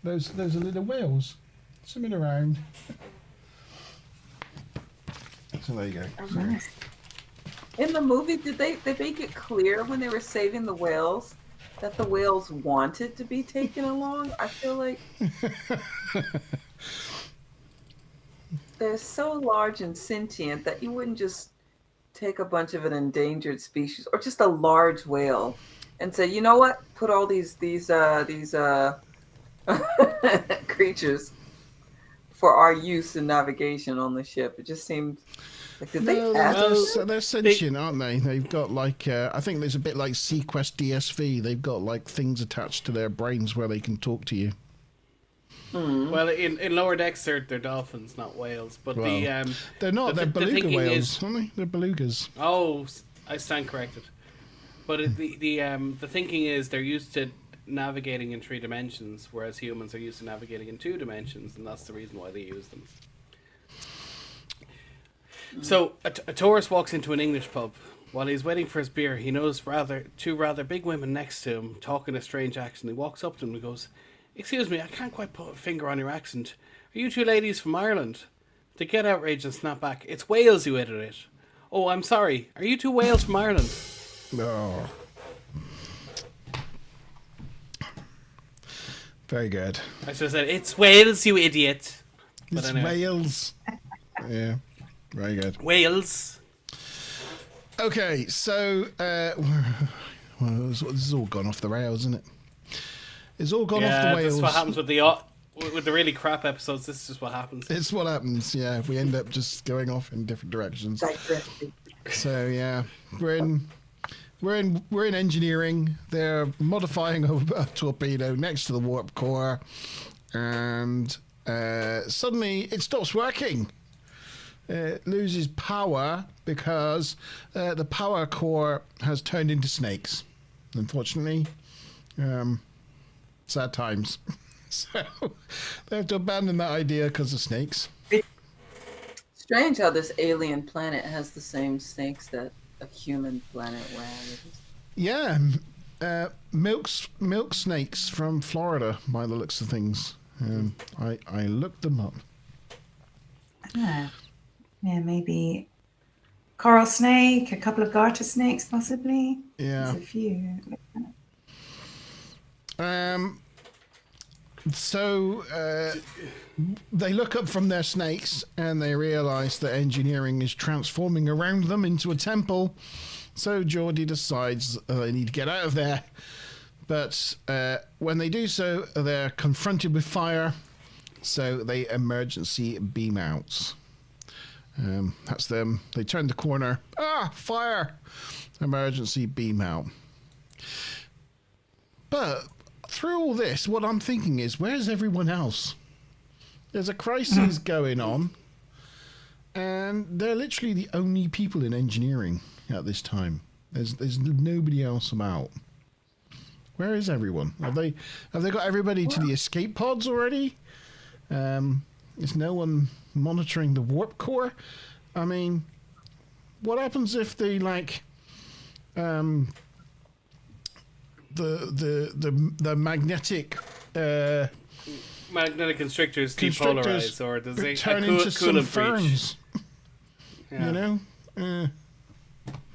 kablooey. Well, I would think you can monitor it, but I don't know if there's much you can do about it. If that happened, you would be instantly vaporized. You wouldn't have time to think about it. If it turns into a pot plant, it's only going to have to contemplate its... And the magnetic constrictors would stop the antimatter and matter exploding together and just blowing up the whole ship. Yeah, Yeah. pretty much. It The just plant it'll goes, happen oh, in- I'm a plant. I've suddenly been brought into being. I wonder what I'm going to make of my new existence. Yeah, you wouldn't have any time at all. Just No. not even a millionth of a second. It would just be bang. That's it. Again, I'm thinking Like about another Hitchhiker's. Hitchhiker's Guide. The improbability drive it's a sperm whale into existence at 40,000 feet. And he's like, oh, what am I? Where am I? What's this big flappy thing I have behind me? It's big and I think I'll call it a tail. I think I'll call it a tail. Look how it swishes around. Yes. What's this big round thing coming up to meet me? I wonder if it's friendly. It's getting really big. It's the ground. It's big and round. What should I call it? Big and round. Ground. I think I'll call it ground. Hello, ground. Sploosh. Just on And then doesn't it also like put a plant pot into existence? But the only thing that goes through the plant's head is, oh shit, not again. Oh, not Something like again. that. That's right. Yes. Oh dear. I'm just gonna say I forget what film or where I got this information from, but there was someone saying about working with explosives, and I go, I'm worried about making a mistake, and they said, don't worry, if you make a mistake, you won't have time to think about it. It's a bowl of petunias. You know, you just be bowl of petunias. you won't have time to absorb it. You just be gone. Brilliant. So why worry? So the command crew meet up on the bridge as the observation lounge has been turned into a swamp. Operations has been turned into a cube. Yeah, sad times. Again, the bridge, apart from the command crew, the bridge is completely empty. There's no one at the helm. There's no one operating anything. So I don't know where everyone's gone. But yeah. Geordie and Beverly outline how the Archive is using the biological matter on the ship to create the plant life and the Enterprise's own alloys to transform them into stone structures that they've been seeing all over the ship. Oh, wait a minute. Is that what's happening? Is the helmsman now a root? Is that why we're not seeing any people? It's because all those, like, palm tree leaves that we've been seeing laying everywhere. That's the crew. Well, that's ops, not helm. But nerd alert. But Well, I no, think it's only because I could see helm is empty. Look, because that helm is empty. Oh, yeah, true. But I think Root would be perfectly adequate at either station.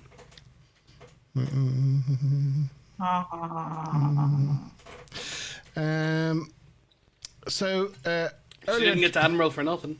yeah. I think earlier, maybe Dr. Crusher had a Nurse Ogawa in sick bay helping her out, and now she's got a lovely palm tree, and she doesn't know what to do with it. You know. Geordie has a plan to hijack the Archive's beam to feed back on it and disrupt the terraforming code. But Picard thinks he has a better idea. He's going to try his luck and talk to Masaka directly. That will save them. I don't know how he knows this. Like, as I say, there's a lot of blind faith and hope in this episode. Picard visits Data again and finds Masaka's father this time. Even he says his daughter is cruel, and only Corgano can get through to Masaka. Ihat returns and tells Picard he must build Masaka's temple, and she will return, but he will need the sign. So, she lets people die of thirst and sometimes burns them alive. Picard agrees to take Ihat's place if it comes to being sacrificed when she comes. So Ihat agrees to give him the sign and goes to trace it out on his hand. A line for the horizon and a curve. But then she found him. Damn it, he was not fast enough. The old man re-emerges and reiterates what we already know. Picard does get him to finish the sign, though, and he draws it on the sand on the floor. A line for the unended horizon, a curve for the rolling hillside, a point as a bird in the distance, and a ray as the rising sun. The child then reappears and says that he is alone. The Masaka has sent all the others away. It will now take them days to die. They then get like a panning shot coming out from the room, and I think it's all the people leaving. He looks into the camera as the camera rises into the ceiling, and I think it's a sort of symbolic as all the personalities leaving his body, and he has no plaque on his chest, which seemed odd because we went instantly from like this shot of the child and the plaque to his head being smooth and the plaque gone and the camera rising. So I thought it was pretty neat shot. Anyway, that was the end of Act 4. So we got a question time. Wisdom. Oh, sorry. Ah, damn it. I haven't Let's seen go to your this mug yet question. because I was busy. Can I see the mug? Can I see the mug? In what Trek film do we see life emerging from a torpedo as we see in engineering? Ah. Actually, I may have mentioned it earlier. No options for that. It's too easy. And the bonus question: in the episode Data's Day, what does Beverly teach Data how to do in a fully functional manner? Well, maybe not fully functional, but you know.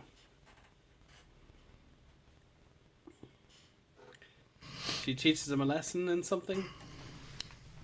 She does indeed. And Tavi was looking confused. I was like, "That's the easiest question." I was like, "I'm giving you such a line here," and Tavi's like, "Going what?"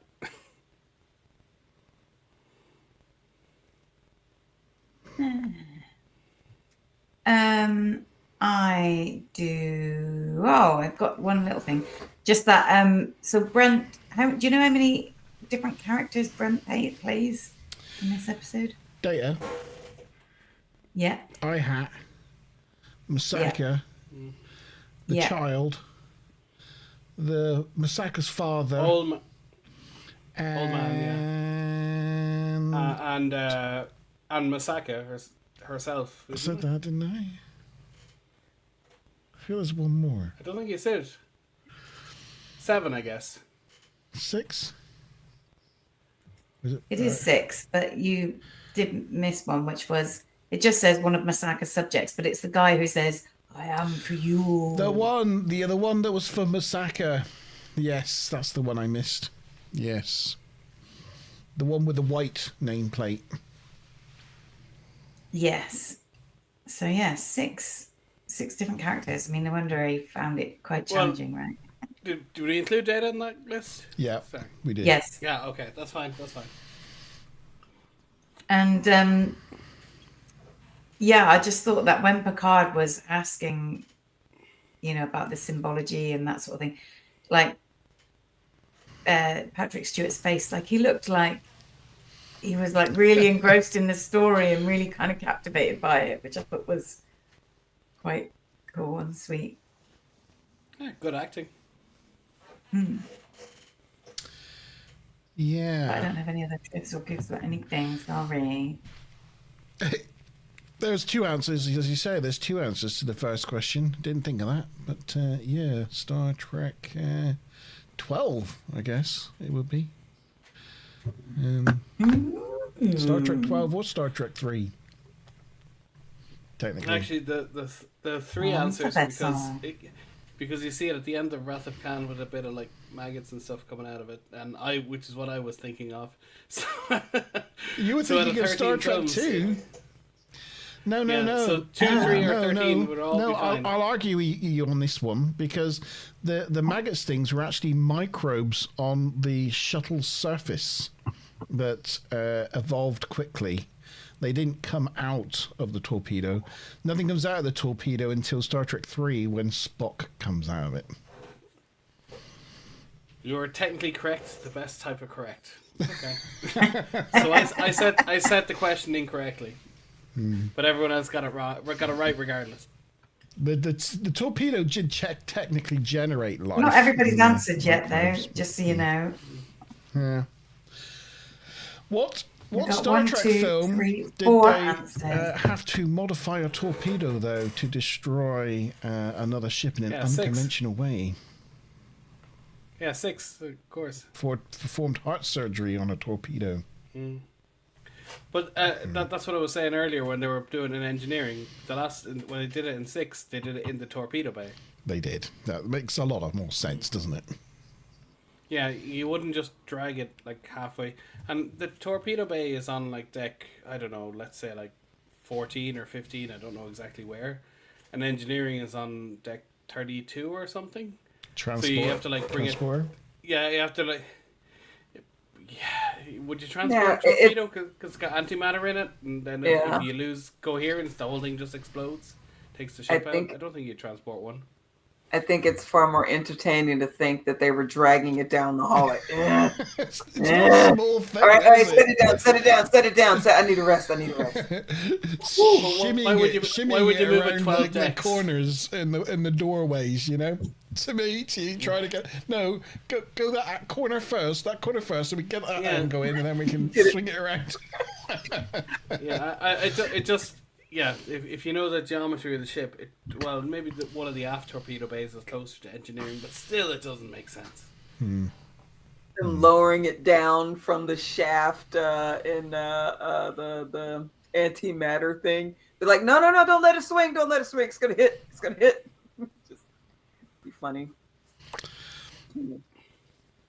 Ruth got, I didn't see that, sorry. I think Ruth that's got everybody's answered who's going to answer. Ruth got some petunias for her Remember. 42nd birthday. I love that. That's great. Yeah, that's funny. Very good. Sorry, I just reading back over the comments. It's just...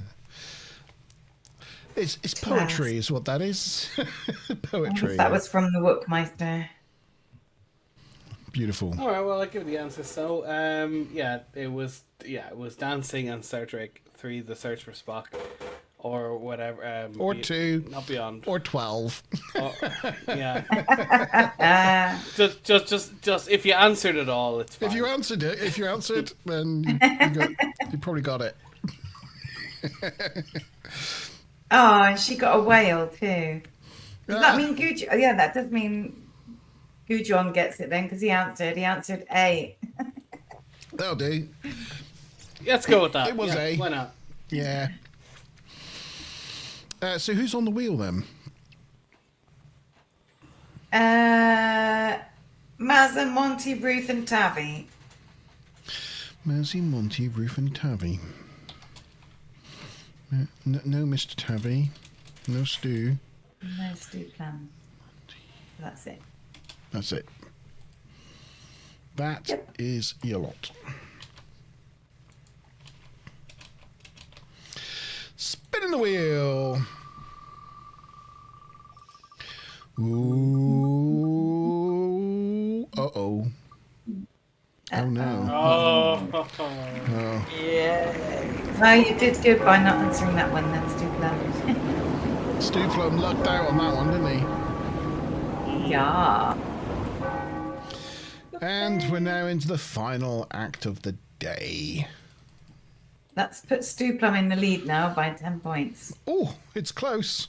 Everybody else nipping at his heels. With one more question time to go. Act 5. Do you know, any time anyone asks me what's my favorite or least favorite version of the Enterprise D bridges, I always forget this one. Because this is definitely my least favorite of the Enterprise D bridges that we see. Yeah, the Stonehenge model. Anyway. Yeah, so Geordie thinks he's found the transformation program, being that this information came from that which seems intent on transforming the ship. Troy questions whether they are doing the right thing, whether what they're doing is wise, which is a good point, actually, from Troy, which makes a very valid point. But Packard points out that Ehat gave his life for this information, so they have to risk it. I don't know how he knows that Ehat really gave his life, or whether that Ehat was ever really alive, but Picard believes it to be true. Wolf You know, checks. after you've been inside a probe and you've lived an entire life in a probe, you start just assuming that the people Yeah. inside are real. They're all real. It's all I real. think he got way into this one after being in that in a probe's world. He's like, no, it's real. Yes. Having the Borg Collective, having his mind opened up to the entire Borg Collective, and then living the entire life of another race in a probe, is, you know, he understands things from other dimensions. That's what I'm saying. Wolf checks. Been around the block. He has, yes, many times. Wolf checks that the entire deck is clear, and they input the code into the computer, and whoosh, the corridor transforms into a temple, into Masaka's temple. Well, a very small temple. They're lucky they weren't standing somewhere. Where a wall Unfortunate. would be. Yeah. I don't know if there's some weird things going on with this temple, but I don't know if they got like some forced perspective going on or something, or whether this is just a weird camera angle. But when Yeah, it this does look a bit odd. when this transformed from, like, you know, because you're in like corridor, whoosh whoosh whoosh whoosh whoosh, temple. The temple doesn't look much bigger than the corridor. But then in other shots later, it looks really big. So I think if you look at the actors compared to the space, they're wildly too tall, and they're just out of scale. Yeah, because they're about 10 foot tall in that shot. It's just badly scaled. That's all it is. Is it because they're actually green screened in here? Maybe. Yeah. They haven't. The scale reference was all wrong. The shot that they used, the lens, whatever it was, the way they composited it, they're far too tall. Look at Worf's head. He's over where those windows are. Yeah, it looks like he stepped backwards and like knock his head on this like sill here. Yeah, but that's like twice the height of Picard in reality, nearly. Well, look at those steps. They go up. Look like they go up about 10 foot, right? And then Worf looks like he's as tall as them, so he's like 10 foot tall in that shot, or like 8 foot tall. Yeah, it's just the scale is just completely wrong. I'll compare it against another shot in a minute. So yes, it transforms into a temple. Deanna finds the symbols paired together. The sun and the U-shape. Picard surmises that they must be important pairings because he sees it repeated in many different places. They guess the smaller symbol that Worf thinks look like antlers or horns represents Corgano, and is seen to be being chased, or be chased by, or chasing the sun. In his quarters, Data awakens and takes the mask of Masaka and leaves his quarters, beating up the two guards guarding his room outside in the process. Troy finds a horny symbol with a small sun, so the other way around. Picard thinks maybe it's like the sun and the moon, where only one can be in ascendance at any one time. Because yeah, that's how suns and moons work. If you're 5. Yeah, and only on Earth, where they tend to be opposite sides of the planet, you know, that's just pure coincidence that happens to be that way. But it isn't. It's just because you can't see it when it's sunny because the sky's blue. Oh, well, yeah, well, that's a part of it too. Well, it's a big part of it. Yeah. And Masaka appears on her throne. Get her. And tells them to go away. How rude.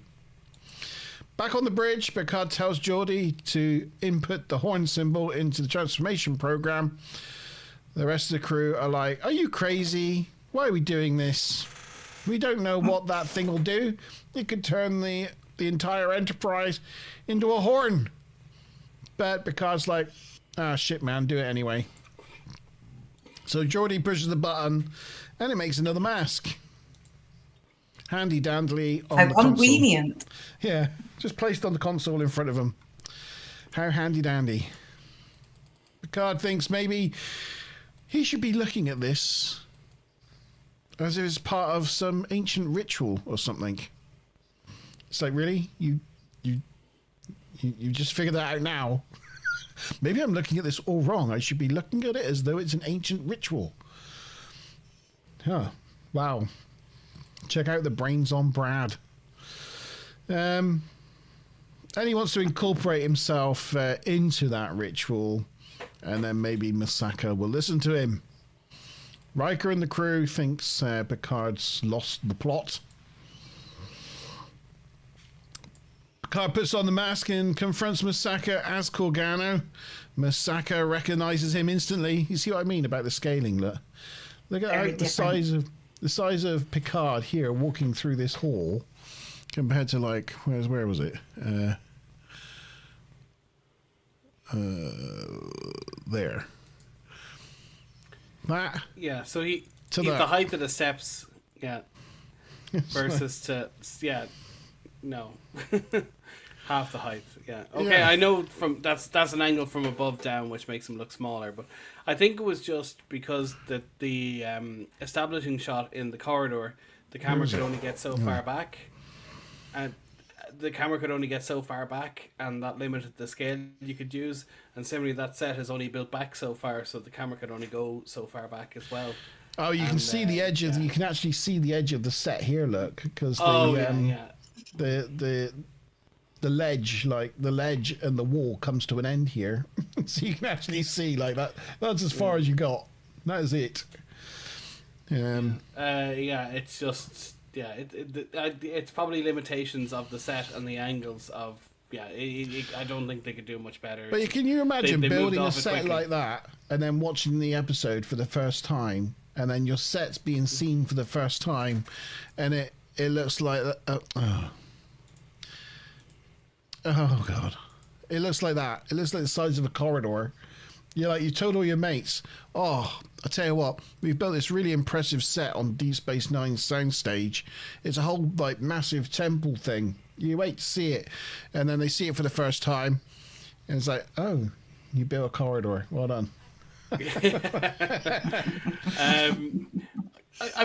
I was always convinced this set is the Klingon Hall, and I can't really make my mind up. And there's not.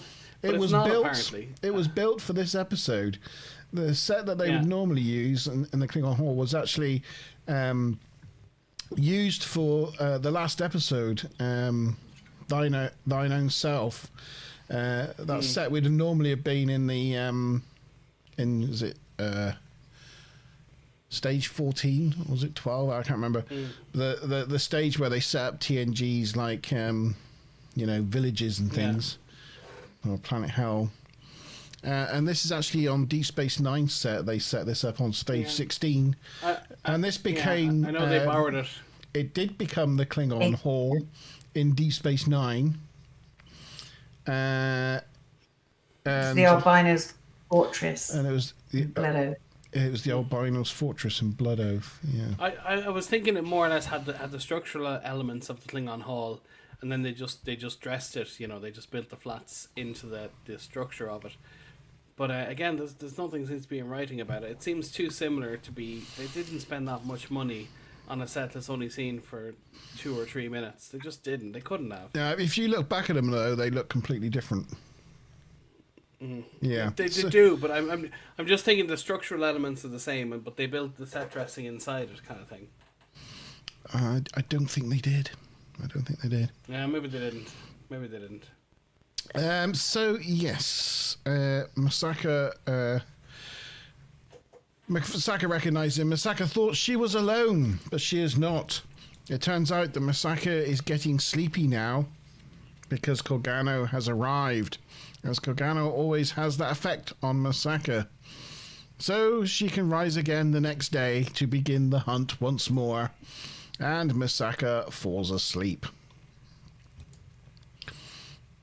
The temple turns back into the corridor. Nurse Agawa turns back into a nurse from being a fern or whatever it was. And Mr. LaForge disables the transforming program And the Federation send an archaeology team to study the archive further. Data claims this is the clay mask that he made at the in the classroom, and not the one made by the archive, because it would have disappeared. But as Picard's holding it there, you can see it like wobbling about like it's made of really cheap plastic. It's definitely not clay. Don't care what you say.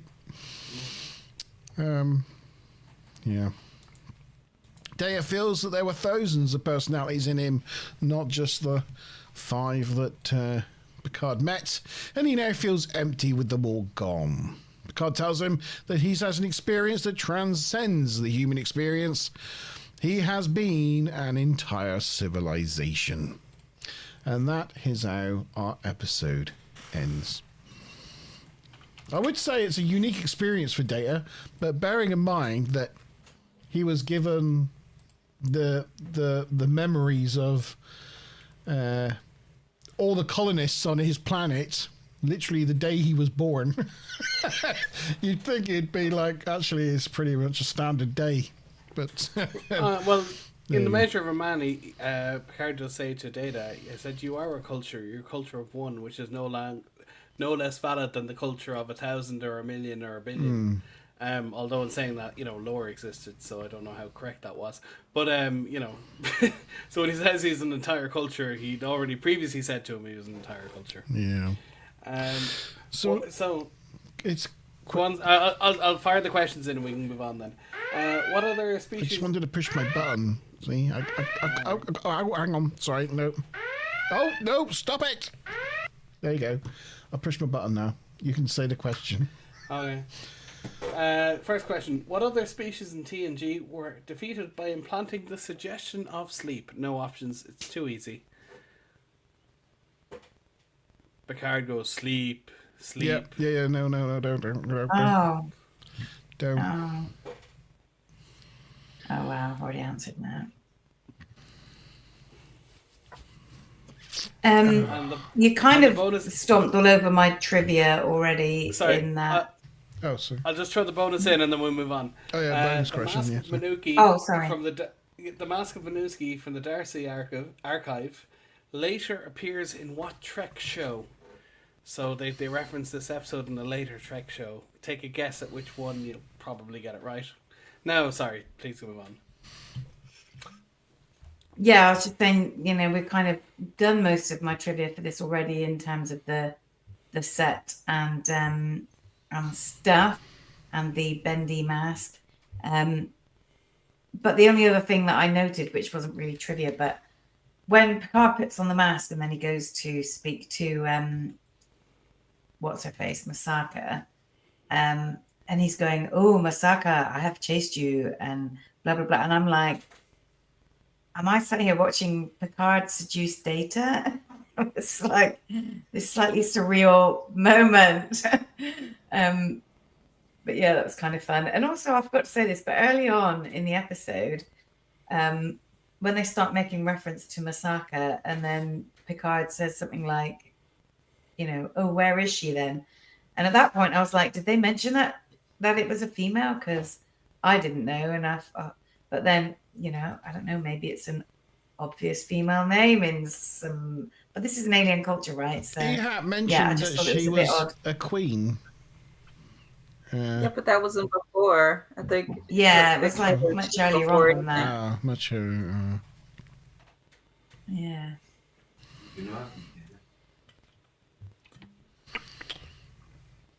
I guess you can come up with that joke where people are offended. Did you just assume my gender? Yeah. Just talking about with that conversation that they had in the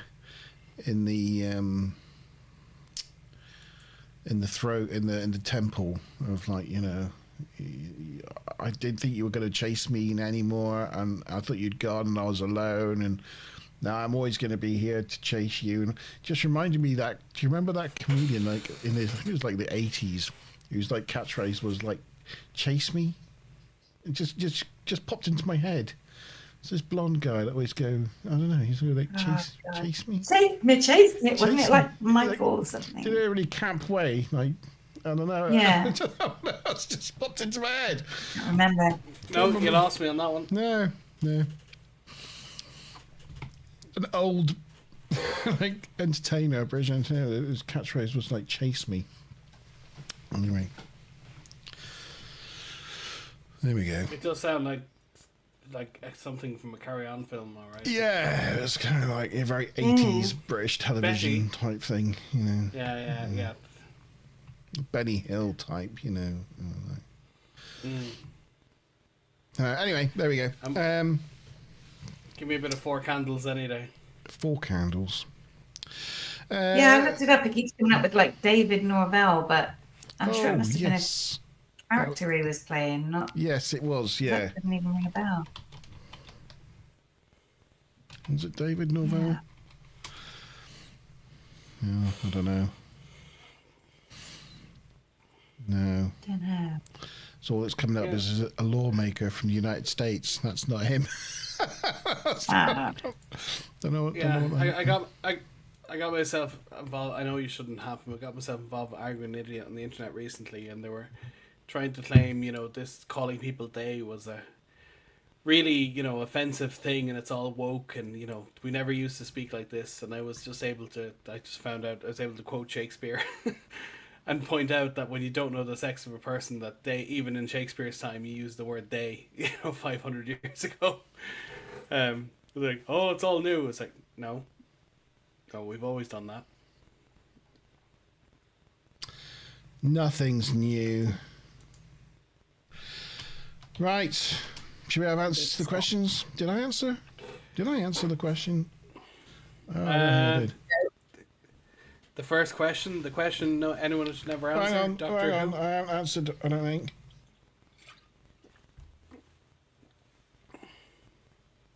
What was the questions again? What other species in TNG were defeated by implanting the suggestion of sleep? You will kick yourself if you don't remember that. It's such a huge thing. Yeah. No, I can't remember. I'm gonna put you in timeout if you don't. I can't remember. What was the other one? The mask and the mask. It's lower decks. Yeah, so basically, Lower of Decks. course it's gonna be. Who else would reference this episode other than Lower Decks? I know. All right, okay. I know. Oh, save for the bell. Okay. It was First Contact and the Borg. It wasn't First Contact, but it was the Borg, and the Borg was the answer to the question.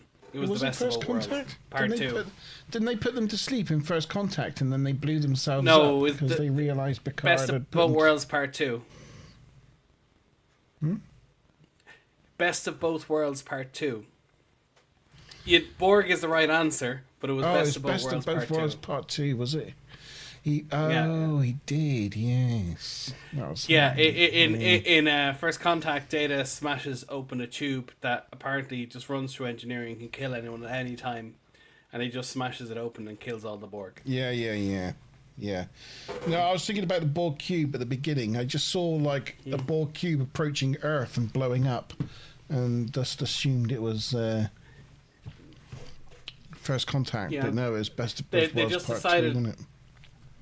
we have all this gas that can kill everyone in engineering. Should we have like steel around it? No, just plexiglass. It's fine. We No, smash it any actually was time and pro- kill was it- everybody. It could have been aluminum. It could have been. Well, Data could Or smash it open with aluminium. his fist. Well, of course, Data can smash it. What do you guys call it? We call it aluminium foil, or sorry, tin foil. You call it? Do you call it aluminum foil? What do you call Aluminum foil, I would have it? You know, thought. like the metal. We call it aluminum foil. Aluminum foil, yeah. Like that metal wrap you put over food, yeah. Which Do you I know don't the think is the correct. discoverer of aluminum, or inventor, discoverer, actually named it aluminum That was actually its original word. And Well, to be fair, sometimes we give a hard time to Americans for things like putting a Z in words where in fact British English had a Z in it and then changed it to an S. yeah, And then the Americans still do it the traditional way, and it's actually yes, the English that changed English have changed. Yes, Yeah, so like even in Generations, as Enterprise with a Z, as like that is the original spelling as it would have been in like Shakespeare's time, in the 18th century. and it was something So like the it's Royal not their fault. The Royal Society decided that because of the makeup of the metal that was found, it actually required to have an eye to fit in with other names of metals of okay. that type. So then they added an eye to make it aluminium. But by that time, aluminum had already been adopted by a fair number of people, including the Americans. So aluminum is actually the original spelling, but we changed it to aluminium. yeah, it's a similar thing. But it used to be the most expensive metal in the world because it was incredibly hard to refine. I mean, it's incredibly common, but it was hard to refine. So it used to be more expensive than gold or platinum or anything else. And then they realized how to refine it, and then it just dropped to, pretty much nothing. It's one of the cheapest metals. We get like a takeaway food kit, and we just throw it straight in the bin. So, answers then. I guess it was Borg, even though I got the wrong episode. And Lower Decks. Correct. So who's on the... Anybody know? Anybody out there? Mazda, Tavi, Ruth, and Monty. Oh, that's all of us without Stu Plum. Oh, I could have just left it as it was. Unlucky Stu. Spinning the wheel. Who's going to get that last precious points? The bingo is now closed. Everything's now closed. Montius, Vanius. Boom. Fix. It's fix, I tell you. Fix. I've recoded the wheel to work in my favour. Yes, so everything's drawn to a close. You can pick which your favourite joke of the day, Tavikins. Who gets the extra points? Yes, let's go through the list here. There were a lot of jokes, but I wrote some of them down. I got from Sean, knock, knock, who's there? To who? It's to whom. Then, someone walks into a bar. I can't remember that one, but I'm not serving you here. Bar, your bar. And I applied for a job cleaning mirrors. It's a job I can really see myself doing. And how many Spaniards does it take to screw in a light bulb? Juan. What do you call a Spaniard whose car was stolen? Carlos. No, I don't think Time Lord got any bingo points. No. Let's see. Poor Time Lord. I can check again. Time Lord. What do you call a Spaniard with no legs? Don't know. Gracias. Oh. Oh my goodness. Let me do a fact check. Time Lord, no, there's no. Okay. He had several good build-ups, but no, like the last spot needed. If we had did like one about the military a bit more in depth, I could have done that, and several people would have gotten quite a lot of points. Did I ever tell you about the little person who quit working at the butcher's? Apparently the stakes were too high. With Mr. Tavikins, the internet connection on my farm is really sketchy, so I moved the modem to the barn. Now it's stable Wi-Fi. Brilliant. And, I hate my job. All I do is crush cans all day. It's just so depressing. Mazza, I don't trust theirs. They're always up to something. Stu Plum. God, my first apartment was only 4 feet high. I had only 4 feet high ceilings. Couldn't stand living there. I love going outdoors. Much safer than going out windows.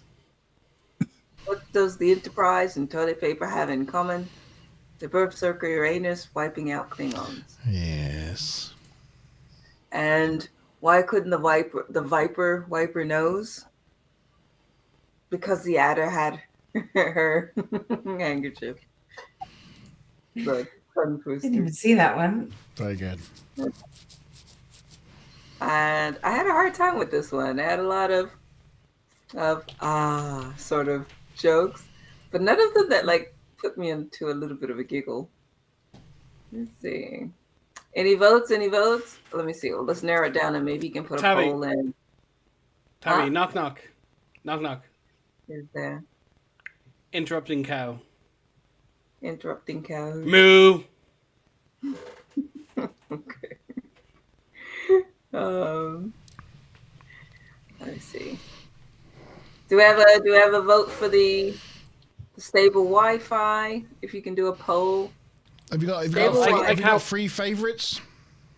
I can't win Yeah. anyway, so that it all automatically goes to the beard. I don't know. There's other people. Do you want to? Stable Wi-Fi. We've got the stairs and windows. Okay, so stable. Wi-Fi, stairs, and windows. Oh yeah, Wi-Fi, stairs, or windows. Vote. Vote for your favourite joke of the day. What was the best joke? Submit your votes now. I forgot about the whole voting thing. Clever. Yeah, That. that's pretty cool. Yeah. I like it. Looks like Wi-Fi is gonna get it.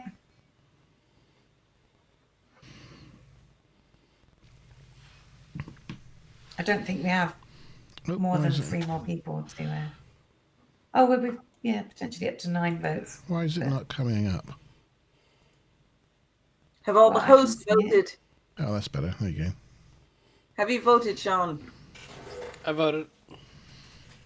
6 votes now. Yeah, Wi-Fi's won it by a near landslide. There you go. Ah, The beard the has beard got the takes- extra points. Won it by a landslide. Coolsies. Okay, so add them. Doesn't make any difference to the overall standings, but does give Bujon a few more points. Marks out of 10 in chat as well, please. Thank you very much. Oh yeah, from 0 to 10, what would you give this episode? Put it in live chat. Let us know. What would you give this episode? Right, who's in first place? Mazza Bob this week for masks. First place this week is, with 440 points, Monty Band. Am I? Oh, I did. I suppose I did get Yep. 2 wins, spins of the. Crikey! Wasn't expecting You that. did. The wins of You the steel. were 10 points ahead until the bingo came, and then you ended only 5 points ahead Ah, of Ruth, who gets 9 points, 9 points for Ruth. who is only 10 points ahead of Tabby, who gets 8 points. 8 points Oh. for Tabby. That Who puts is you then on quite a hop, five. skip, and a jump ahead of Stuplum on 315, who gets 7 points. 7 points. So 1, 3, 6. And Stuplum was only 10 points ahead of me, so I get 6 points. 6 points. 113. And then we've got Gudjon on 5 559. and Smiler on 4. And Smiler on 4. 51. Oh, not 513. Shockingly, it means no changes of position this week. It is exactly as you were. But Ruth and Maz Ruth is now in bronze position. are now in joint bronze positions. And I've closed to within a point. 1 point of Stuplum. There is only 6 points covering the top 4.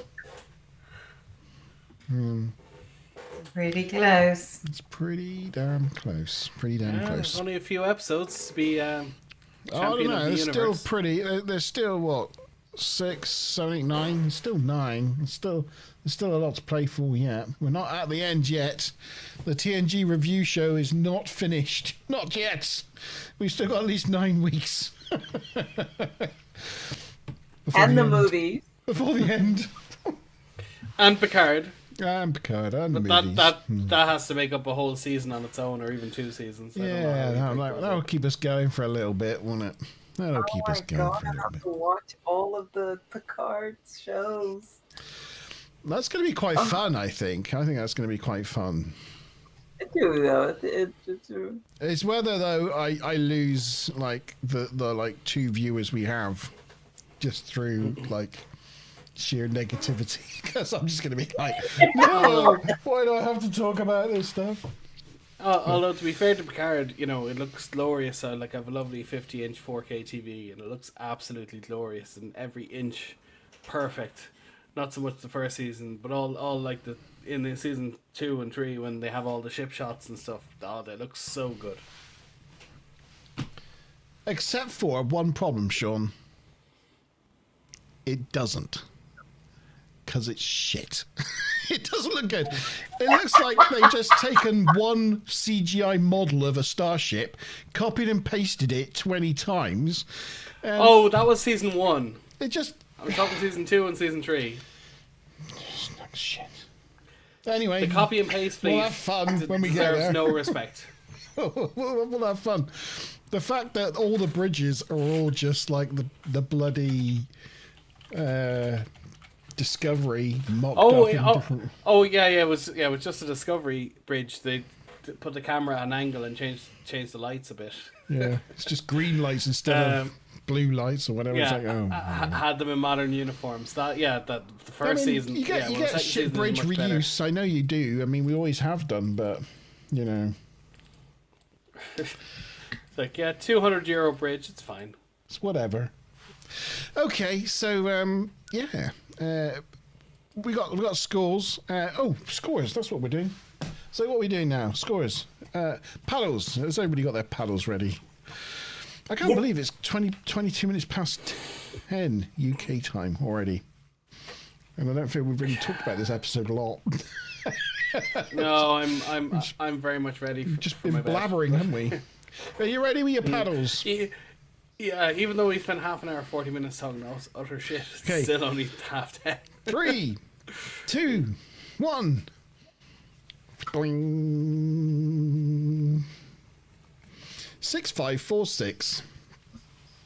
Yeah, we're all in the range.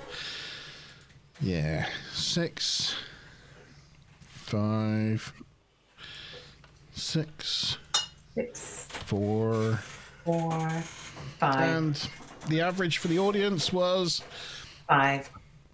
5. 4, 6, and a 5. That puts the average at 5.2. Not below Oh, it. it's not. Very It's not the close. lowest. It's not the lowest. It's showing second lowest with Yeah. Sub Rosa, I'd imagine. Yeah. yeah, Sub Rosa. Well, With I would actually interface consider it being better the than Sub lowest. Rosa, but yeah. But you well, were being too harsh, and you threw it off, Sean.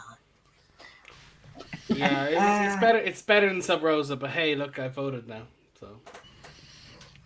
I think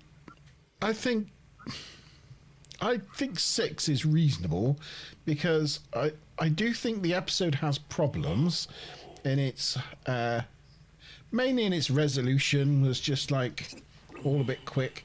It was all a lot of assumptions with no real facts. They just throw themselves into. They don't seem particularly concerned that their ship is turning into rocks around them, and they just kind of stood about like, oh, let's have a conference. Oh, Boulder Dash, the conference room's turned into a swamp. Oh, well, we'll have to meet on the bridge. It's just like... it just seems like really lackadaisical attitude to what's going on around them. It's like, well, the warp core can just breach any moment now, you know? It's just... I'd be panicked, you know? I'd be going out of my mind. But they don't seem really that concerned. And It reminds me like the pilot episode of Lower Decks when she was like, "Oh yeah, it's just another week. Has a virus taken over the ship? The senior staff will the senior crew will fix it." And it's like, yeah, people in the background going through all these bizarre, horrific things, but because it's just normal on a starship, no one's really responding to it. I'm guessing the crew are just like, yeah, we're just staying in our quarters today because there was nobody in like any of the stations. Every room, 10 forward, the bridge, engineering, everything was completely devoid of anyone but the bridge crew, our main, heroes. So that was pretty weird. It's the other thing, I just thought, it just seemed Picard was really going out on a limb on no information, but also what there was seemed pretty bloody obvious. That, oh look, it's a sun, and that thing looks like a crescent moon, so maybe it's like a sun and the moon chasing, like an Egyptian Mayan type,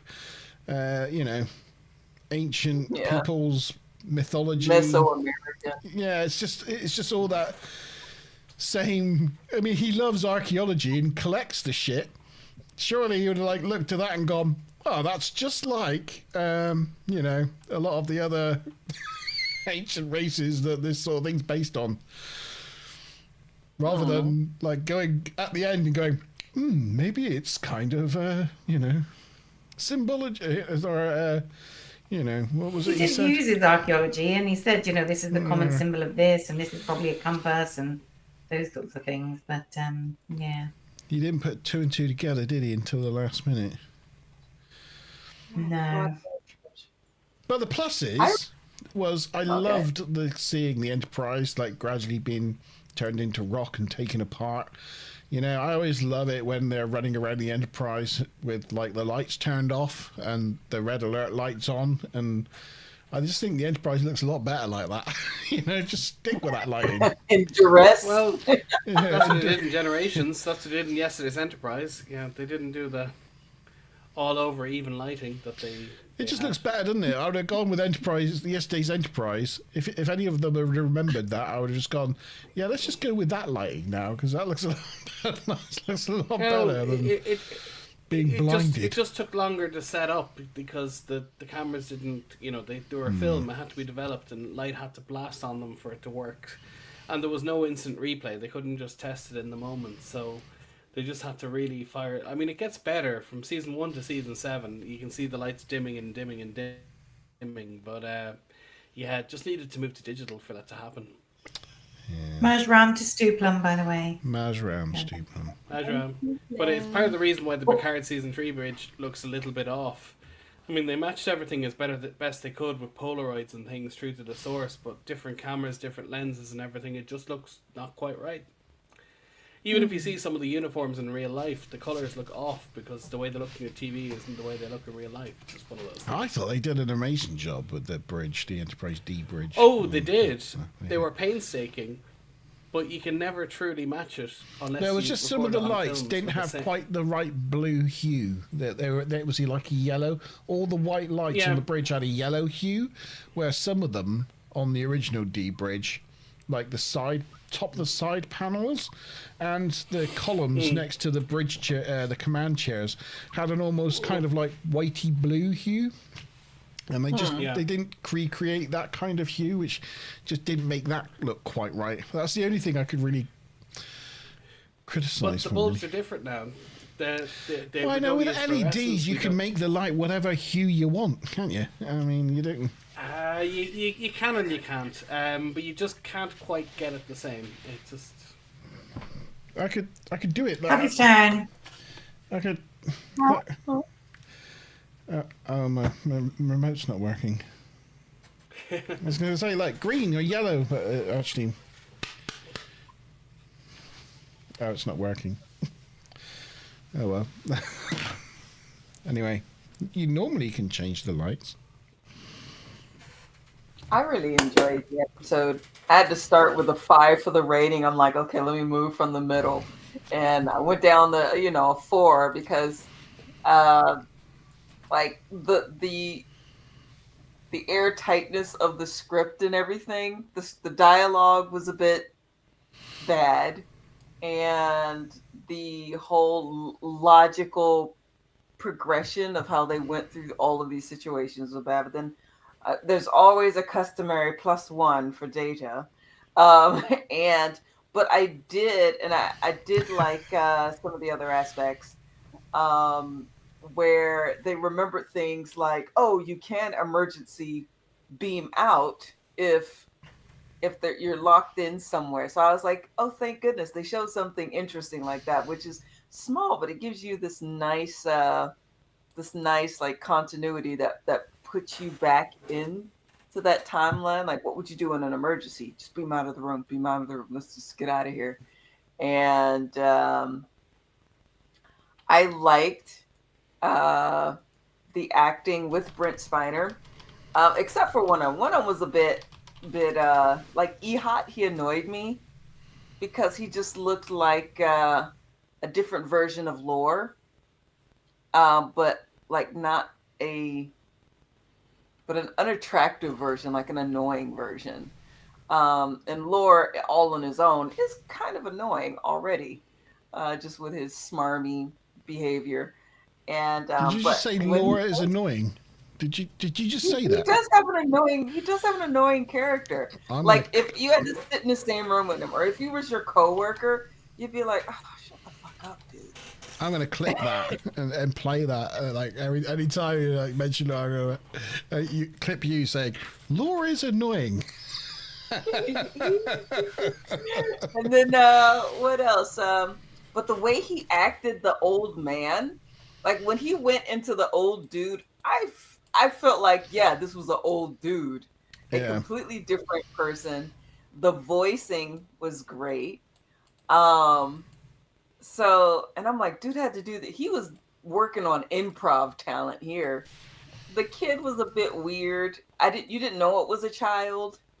But I didn't get it only from like the reading Memory Off or whatever. I didn't get it was a child. I got it was someone that's terrified and scared, but I didn't. Yeah. It's very difficult to portray that, though. I think. Mm-hmm. And of course, they probably didn't think to change the audio. Oh, sorry. It's 11:30 here. And the guy who was, of course, a devotee to pain, I did kind of like that because it gave this aura of a civilization that would deal with human sacrifice, and you can imagine some zealot weirdo who's like, yes, I pledge myself as sacrifice to this deity, and just embracing this bizarre toxic culture. So that was nice. I found the Masaka god, or whoever she was supposed to be, interesting as a queen. I'm like, is she figuratively a queen or a real one? But I mean, she must have been a real queen.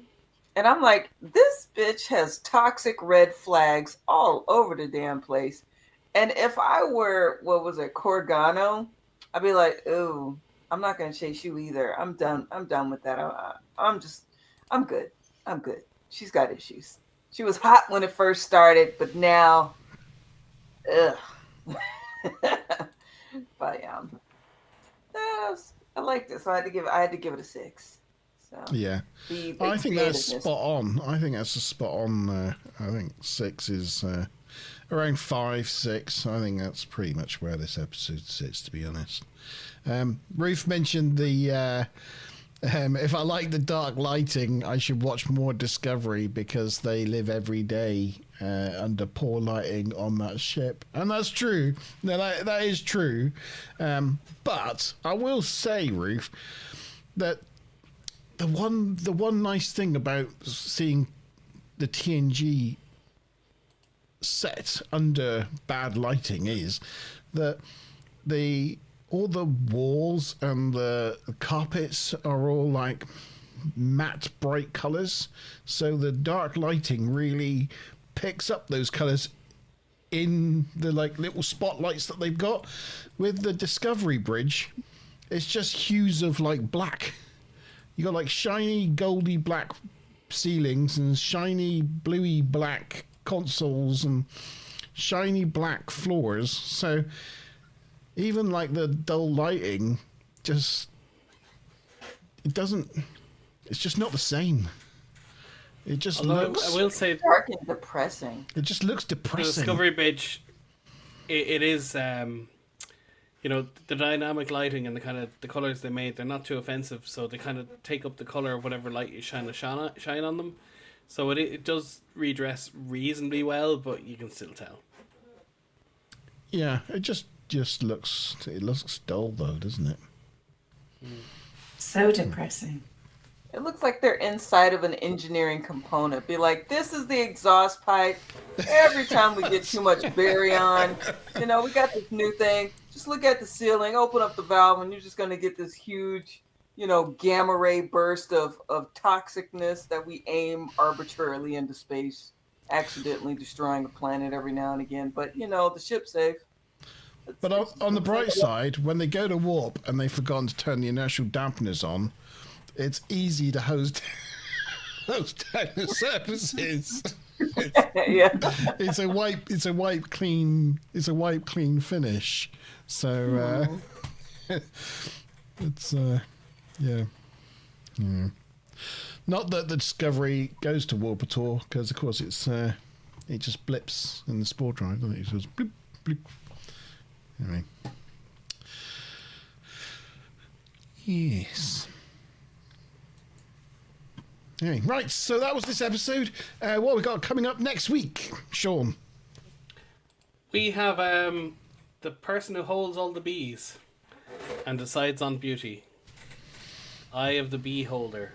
Eye of the Beholder. Councillor Troy's investigation into the suicide of a crewman suggests a murder is committed aboard the Enterprise while it was being built, and that murderer is still aboard. It's the one time he gets to the inside of the nacelles. Oh, right, yeah. I don't thought you were wanna going to say tell much more us about it someone than was that, going to try to murder and rape Troy or something for a moment, and No, that's been done before and after, but no, it's just there's a kind of psychic memory embedded into a panel or something. I can't quite remember. Wow. Oh, yeah. Looking forward to that. As Ruth also said, this one is less memorable as a rubbish episode. Yeah, it is. Sub Rosa and like Shades of Grey are like the real standout, like really rubbish episodes. This was just kind of like, it wasn't quite rubbish. Standout rubbish It wasn't standout rubbish, was it? It was just, it didn't quite hit the right note, did it? Really? Yeah. It was just meh. Still, I hope you had fun with us this evening and enjoyed the quiz. And I did. before half of our panel pass out on stream through tiredness, we'll call it a day. Thank you to my panelists, Mazam Bob, Tavikins Turner, and Chief Sean. Thank you to everyone in live chat world for coming and joining us this evening, including Ruth Bryce, my Wrench Smiler Rainbow, the Beard, Mr. Tavikins, Tired Time Lord popping by, thank you, sir. Andy Steve for popping by and saying hello. Have I forgotten anyone? Stuplum, thank you, Stuplum, for coming and joining the quiz. And we'll join you all next week for Eye of the Beholder, and we shall see you then. Cheers, everyone. Bye.